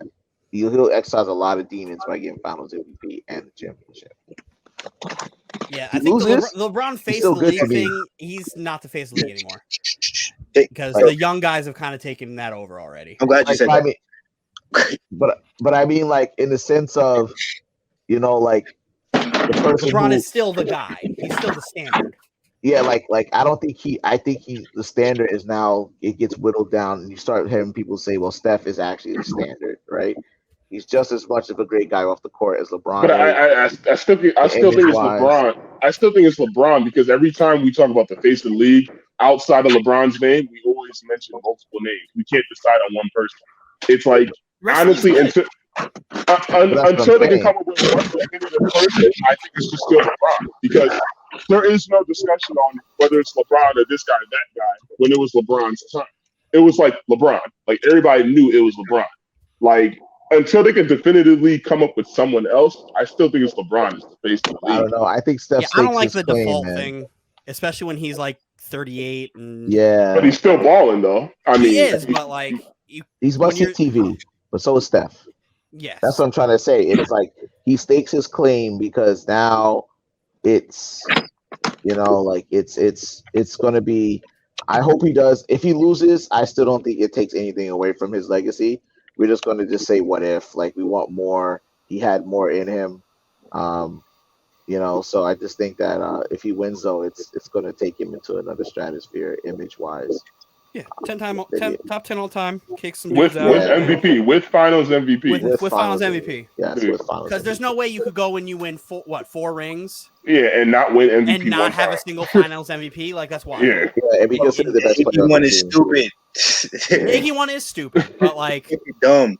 But like the only Finals MVP he gets is this fucking Western Conference Finals MVP. This empty award that doesn't even exist. Like that's trash. That if he doesn't win a Finals MVP and has that, he should drop down on the lower on the total. Like it's just wild. I love Steph. I want the best for Steph because he's literally been my favorite player or one of my favorite players in the NBA since like he was at Davidson killing it. And I was also this skinny little light-skinned kid shooting threes. The whole time like Dylan. Yeah, when I was 17 years old, I literally was just skinny little light-skinned kid shooting threes. I just can't believe he became what he came. I thought he was going to be like a decent shooter, but this, nah. I wouldn't have thought. I never would have thought he would be like this supernova of just instant offense, the most unguardable player on the perimeter of all time. Like 2016 Curry was just. You literally have to guard him from baseline to baseline. That's correct. Because if he shoots a full court shot, I think he's going to make it. Like, didn't he fuck up 2K metrics because of just how crazy he was? He's the most broken player in any video game I've ever seen. Because people will just sit there and like be guarded, and he'll just shoot threes at half. Worse than 04 Michael Vick. Yeah, absolutely worse than 04 Michael Vick. I was there for 04 Michael Vick, and I was there for every bit of Steph's MVP runs. Like. Steph in 2K was just like, nope, I'm not playing. I see the Warriors, I quit. I'm not doing it. There's nobody you could stay in front of him because he'll just shoot threes all day and just be fucking open. He'll have 40 points and he won't shoot with anybody else. He can't do a damn thing. You got trivia for us tonight? Nope. Outstanding. Hey man, I do a lot. I'm out here grinding. I'm not down to your greatness. I'm not down to your greatness. It's okay. I mean, I do have one more question. I don't know if the guys got one more question in them. It's a simple question. Who's under more pressure, the Warriors or the Celtics? Celtics. Simple. Celtics. No, Warriors. Celtics. Warriors.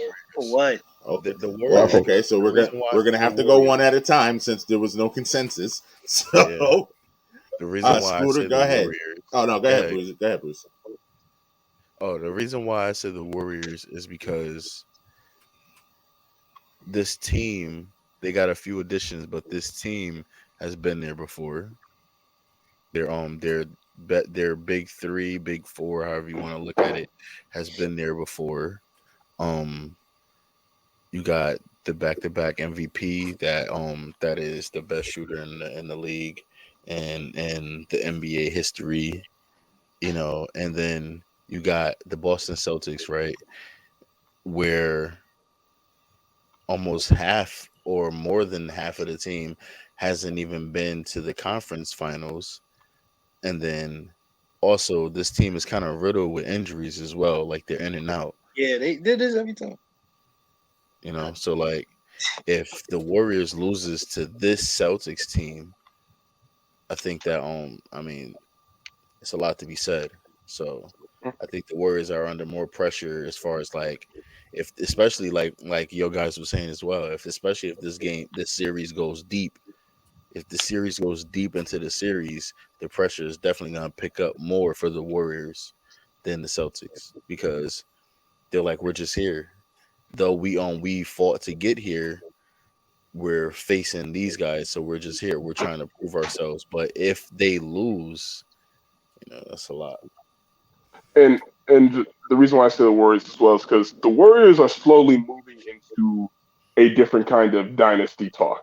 Like people are now comparing this Warriors team to the Bulls dynasty, those multiple Lakers dynasties, the Spurs dynasty, those dynasties that were winning 4, 5, 6 championships in a short span of time period.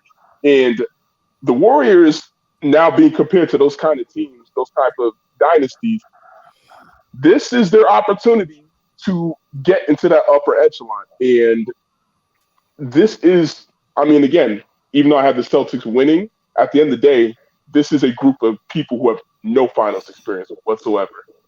Like you said, half of them even have conference finals experience. At the end of the day, Golden State. Is White stuff? Yeah. At the end of the day, Golden State needs to prove that they can live up to what people are comparing them to right now. At the end of the day, because if they can't, hey, 3-3, and then you got the other KD stuff and whatnot, then you're just looking at Golden State in a totally different lens. It's literally night and day, in my opinion. Like,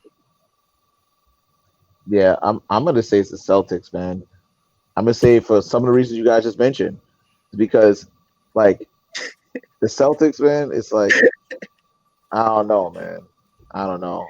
I just they may not even come back. Like you can make an argument that the Warriors team as it's constructed, it can actually be sustainable for the next at least 2 to 3 years with the way they've been drafting, the salaries, the talent. I just don't think that the Celtics were even expected to even get this far with the gauntlet that they went through. They went through Milwaukee. People thought Milwaukee had a chance to repeat.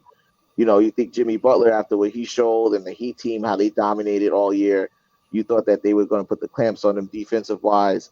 They went through a lot to get here. And so it's like they can't, I think it's pressure on them to finish the job. And then also there's a huge group of people, specifically Celtics fans, who have such a rich legacy, who want that team to resurface, right? But people forget Tatum and Jaylen Brown, they were talking about blowing that team up a few times. There was a few rumors about they need to get this done or we can't justify keeping these guys together. You can't just keep maxing them out and having them just not show up, making the playoffs, not making the playoffs. You've had so many iterations of the team with these two guys. So I think Steph and them, they've been there. I expect them to be there again, probably in the next 2 or 3 years. I just can't say that the Celtics team, as constructed now, if you ran it back another 2 years or even the same thing, the same team this year, you would have said, okay, most definitely they're going to be the ones coming out the East. So I think the Celtics have a lot of pressure.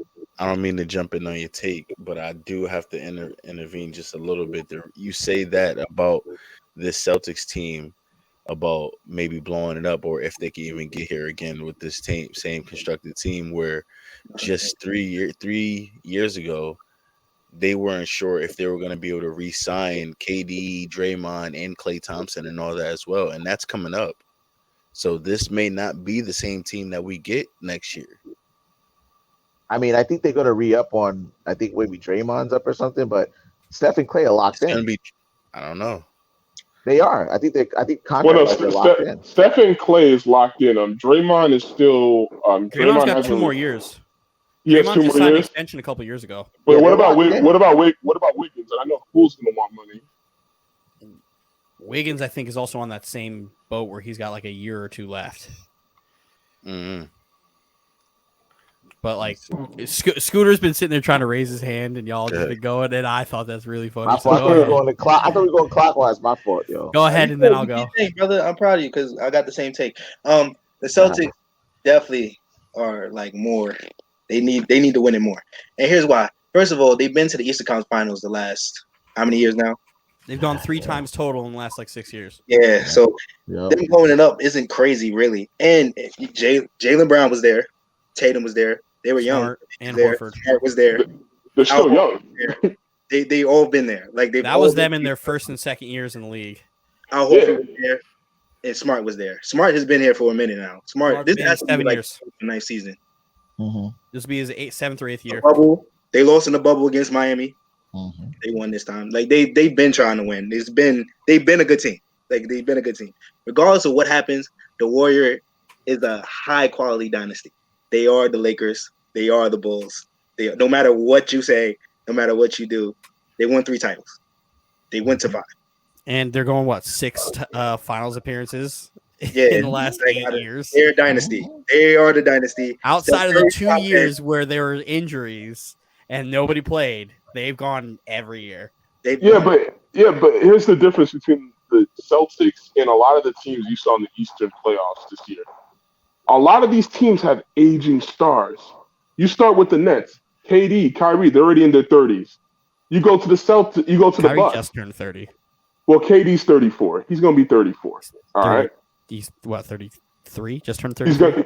He's gonna be 34 this year. He was born in '88.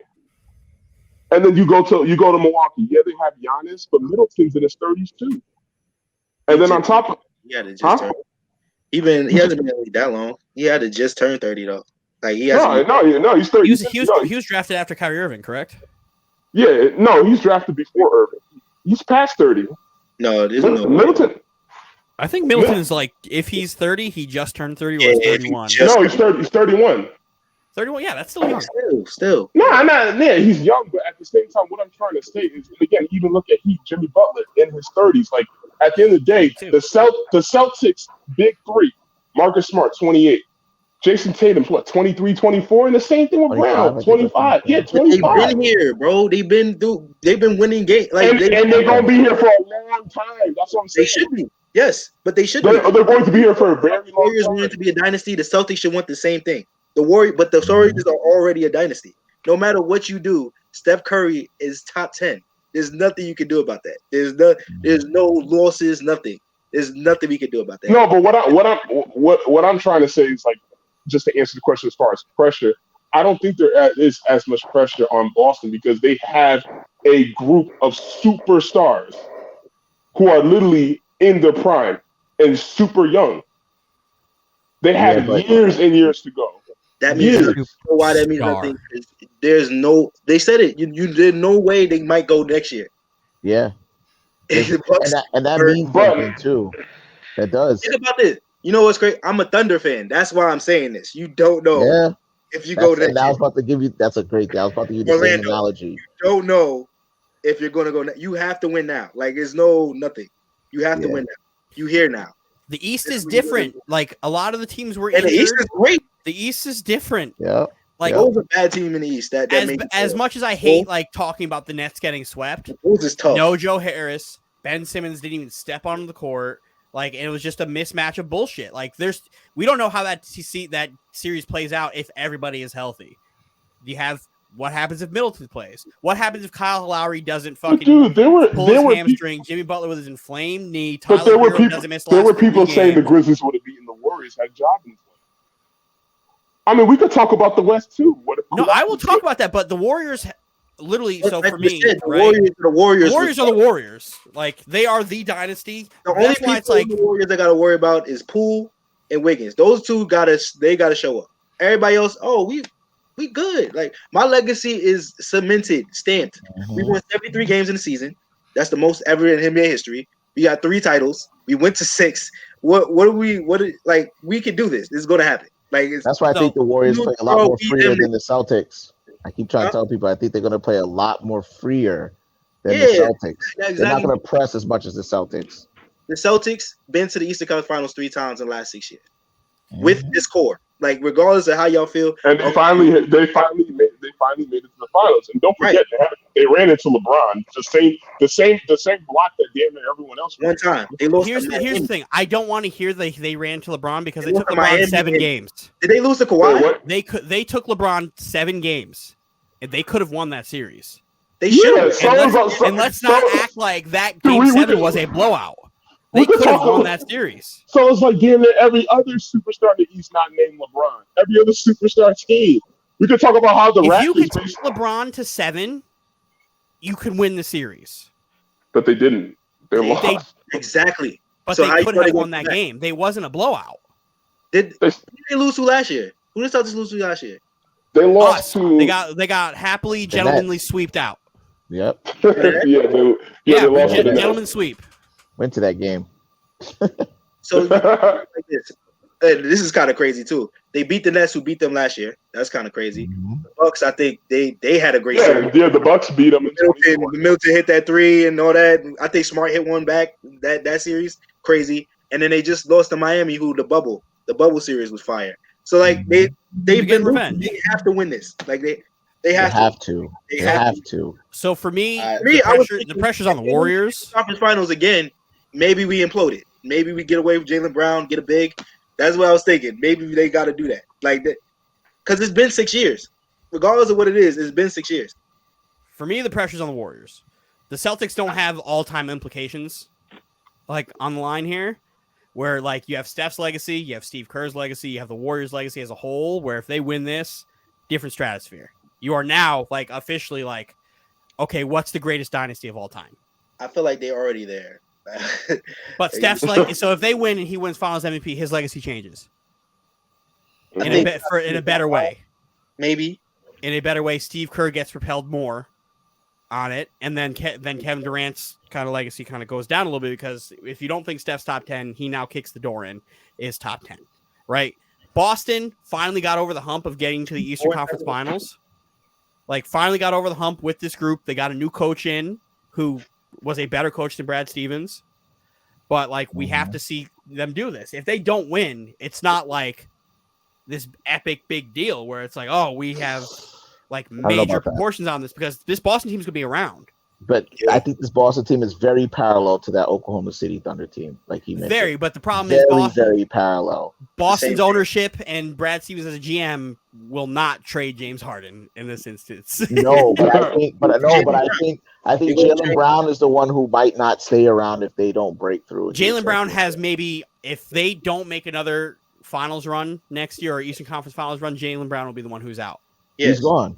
He's guaranteed to be gone in my book. At that point, you may get somebody who's more offensively consistent and might help Jason Tatum a little bit differently. Like you have to like reevaluate teams, but like this Warriors team is also on like their last ride. Yeah. I looked at but what a ride. What a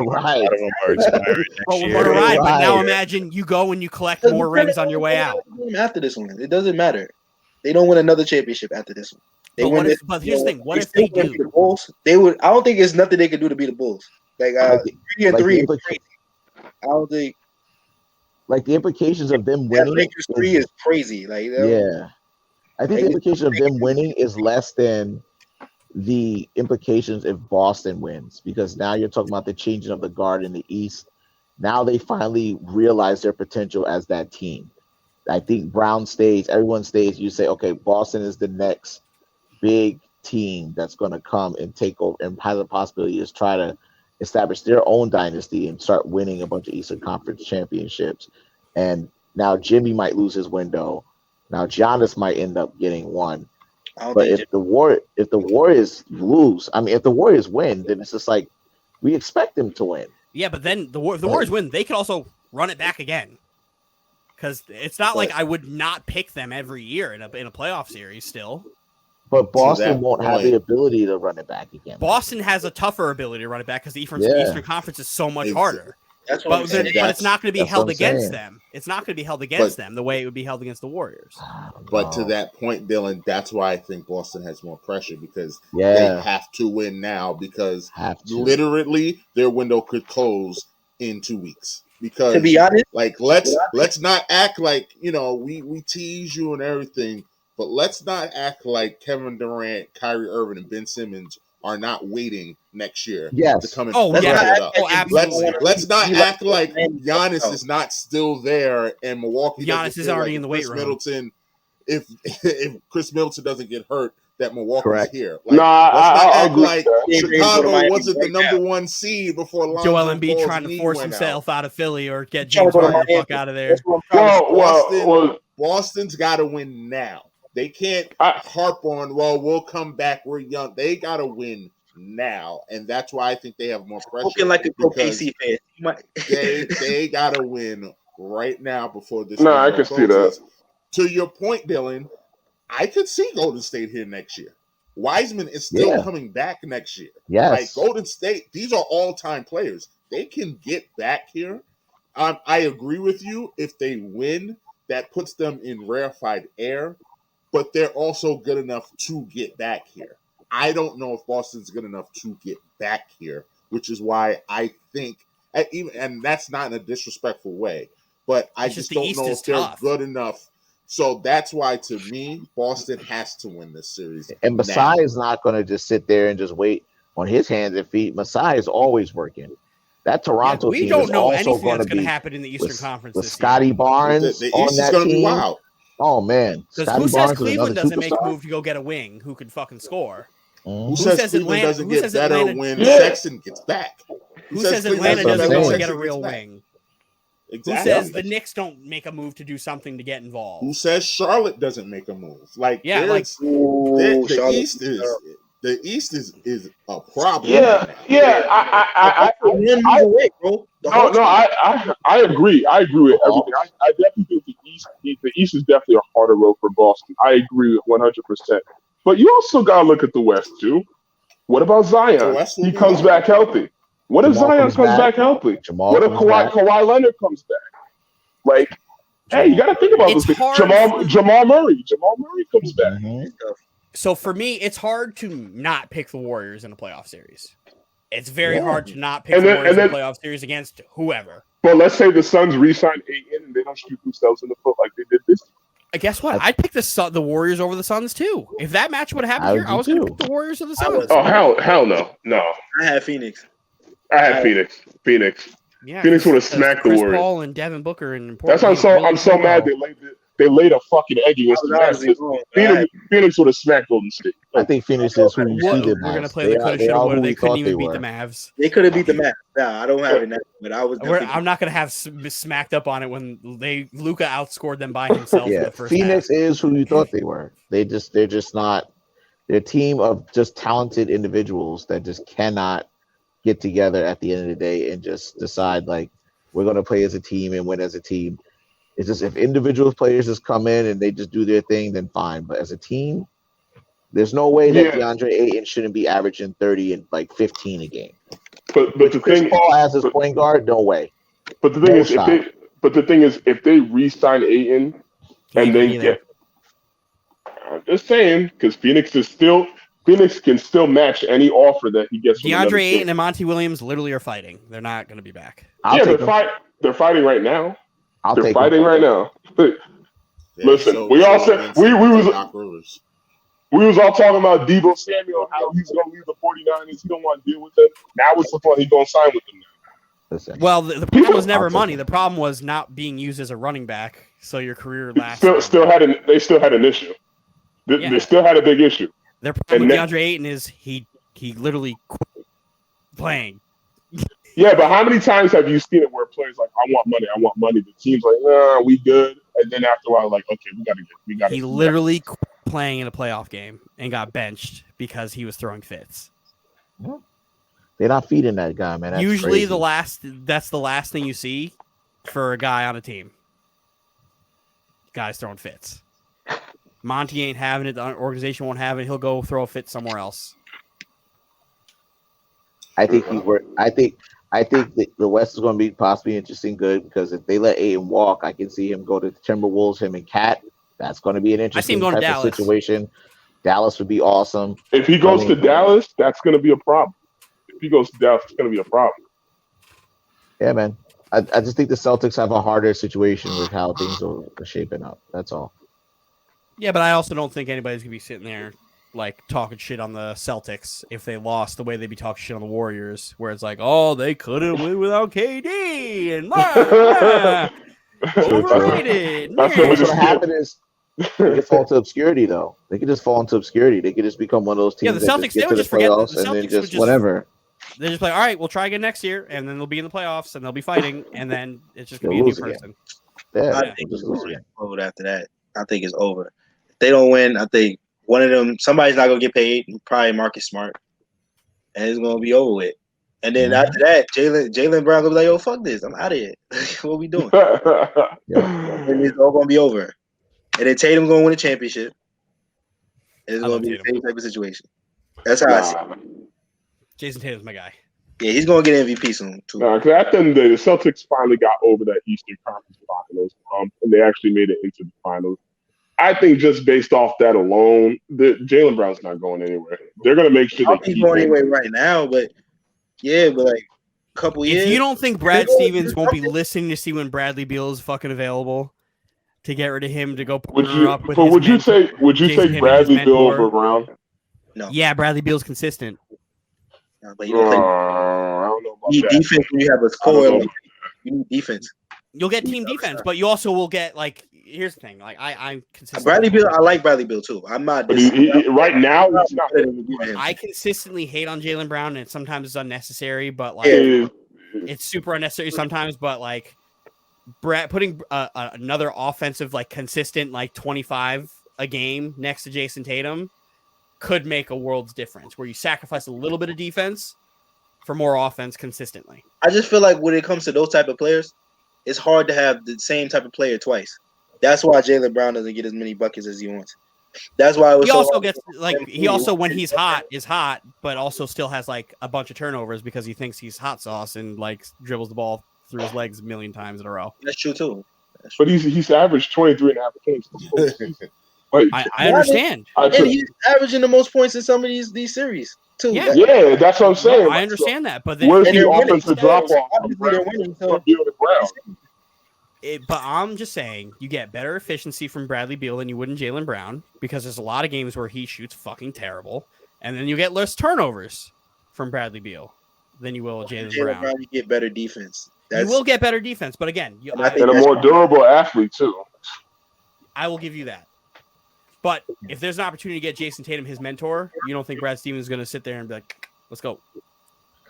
Yeah, my dream is LeBron leaves, Jason Tatum comes to LA after his contract is up. That's actually pretty realistic. 2026. That could happen. I would love. Well, with his obsession with Kobe, I mean, that's not take the mantle up. Take the mantle. Y'all saw that he texted Kobe. But Tatum would not be allowed to go to Boston if he ever did something like that. It's cool. Boston would exile him if he ever did. Yeah, he'd be at the crypto. He'll go back to PD. He'll be at the crypto. They got over Rondo winning the chip. They'll get over it. They'll have to deal with it. They'll be all right. They'll be all right. Rondo's going to be in the rafters. So yeah, he will be in the rafters for Boston. But we've reached that point in the show where we have to remind you to hit that like, share, subscribe button, hit that notification, hit that bell. Oh, wrong way. Ping. Yeah, wrong. I feel like I'm the only person who's got it down. Okay, thank you. Yeah, you're right. You want to try it again? Yeah, I want to try it again. Yeah. But like this. There we go. Yeah. There we Ping. go. So we are going to say our goodbyes. This has been a great, spirited episode. We're going to say goodbye. We're definitely going to go. My man DonJuan, those of you watching on the YouTube, saw that Don had to duck out. Those of us on the audio, Don had to take off for the night. Daddy duty's call. But he will be back. We will get him back on here. But as tradition, we will start with our guest. Scooter, you are first up. What am I supposed to do? I forgot. You say goodbye. Peace out, y'all. Say Say goodbye. goodbye. Plug your socials. Plug the socials. I_love to be rich. Enjoy your nights. Peace out. That was smooth. Anthony, go on out. All right, guys, like, share, subscribe. Follow us on the major platforms. This is a great episode. Got a full house. Shit, just fingers crossed on when this is ever going to happen again. But it was nice today. Follow me on Instagram, Enoch313. Follow me on Facebook. And till next week. Or this Thursday. Yeah, like, share, and subscribe. This was awesome as usual. Definitely thank you for everyone for tuning in. Wherever platform you're tuning in on, definitely have some more content for you coming up. It's going to be an exciting summer. It's a lot of fun sports happening. Definitely just reach out, Instagram, Raziel_Bmore. It's RAZIEL_BMORE. Definitely love to see you guys come out again. Check out our future content, and I'll see you later. Mm-hmm. Yeah, man, this was a good one. This was a goodie. Started off kind of rough, but we got it under control. We never had a pod with this many people. I mean, we might have with the wrestling chalk talk. I didn't attend that one, but that was a lot of people. I didn't attend it, but I did watching. But yeah, this was fun. This was definitely fun. Follow me on Instagram at breezy__BILLZ, and follow me on Twitter at breezy5x. And yeah, man. Tweets. Yeah, man. I do every now and then. But yeah, this is good. Follow us next time for the post game lives. Final start Thursday. It's gonna get wait for post game live. Gonna get turned up, man. Tune in. I open the door because it's hot as hell. I'm sweating. Trace McGrady gets me hot. Pause. Oh, put that right there. Put that right there. I deserve that. I deserve that. _podcast Poppy _ on all social medias. Yeah, can't wait for Thursday. Thank you, everybody. We need to get Scooter and Don on here more. It's always a pleasure. I haven't talked to Don in a while, so seeing him and having those conversations is great. Fuck you, Mike, with all your Trace McGrady hate. I hate you with all my fucking guts. My heart and my power. I fucking hate every bit of you, but it's okay. Yeah. Shout out to Anthony for making a big boy bet. He's about to be eating some good steak. He's about to learn. He's about to get educated. I don't even know who I want to win that bet more. Like, I kind of want you to win, Dylan, because I'm curious to see how Anthony eat that steak. Don't worry, Mike. Me and you will have a steak bet soon. Y'all gotta. I'm sure it's gonna podcast that. Son. No, we are. It's gonna be on. Oh, it'll be on pod. It'll be live. It'll be on the pod. We're gonna cut it down the center so you know how it's cooked. Yeah, you gotta make sure. You gotta make sure I'm there too, so I can be like, It'll take me 10 minutes to cut mine because I'll be cutting into a fucking leather shoe. You're gonna chew it for the whole podcast too. Yeah, the whole podcast. I will only get through like 3 pieces. And I'm like, no, Anthony, it's not blood. It's myoglobin. It's muscle. It's juices from the muscle tissues in the steak. It's good. It's what carries the flavor, and I'll be educated the whole way. I've had medium well before, so. Wow, you're a fucking connoisseur, Mike. I'm so proud of you. Well, Man. Anthony's the one saying he ain't even trying that. So this is I at least medium well. You can get me on the medium well, but medium rare, no way. But thank you to everyone watching on all the channels that we're on. Well, we're not on Twitch this episode, but Apple Podcasts, Google Podcasts, Anchor, Spotify, YouTube. Follow me on socials. IAM_MBJ.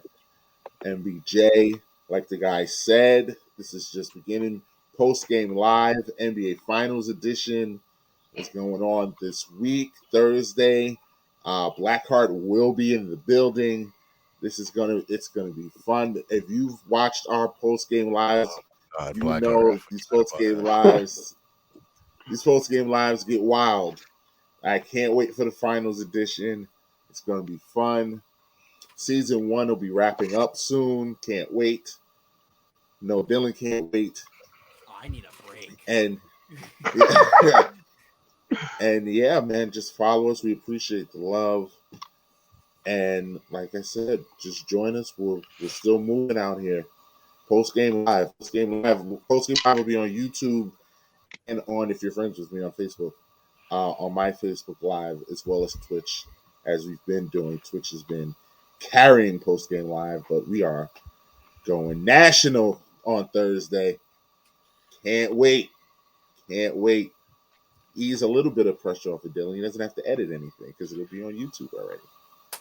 I still gotta edit. Yeah, still gotta edit a little bit. I still gotta edit.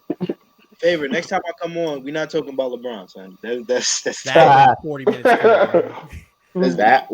Listen, I tried to steer us away. I tried to say no. It took 2 seconds. We're just going. Mike, you did not try. Nearly hard enough to prevent that from happening. I didn't try as hard, but I did. You were just Molly sitting there just like this. NBA Finals Preview. Molly on first take. Playoffs, and we talk about LeBron James. That's crazy. Or ESPN. Yeah, exactly. That's what we do here. Ladies and gentlemen, don't be like this guy or like this guy. Fucking get your steak cooked correctly, or else I will have to fucking politely ask you to leave. I don't eat it at all. Or James, I'd rather not eat steak than eat a fucking shoe. A 20-ounce shoe. Baseball cleat. A That's box literally fucking Snoop turning around and taking a bite out of that couch cushion. You don't know anything about delicious if you're eating a fucking well done steak. Don't get me started. My steaks are delicious. Wait till you try A1 steak sauce on a fucking really good steak. Yeah. Like you're telling me you get like porterhouses and ribeyes and shit and fucking just like burn it. Love me a good ribeye. Eating the OJ glove. The fucking old school football helmets on a plate. That's what y'all be eating. Love the chaps. Yo, I had a Melbourne the other day. There it is, James. I got it. Yeah, you might as well just take a bite out of that. You might as well just bite that. It's literally the same thing. Dip that in soy sauce. I'm sure that tastes great too, you fucking freak. Well, thank you guys for watching. I am sure we will do this again. Join us next week. By this time next week, pretty sure the Lightning would have packed the Rangers the fuck up. So we'll see. All this chatter.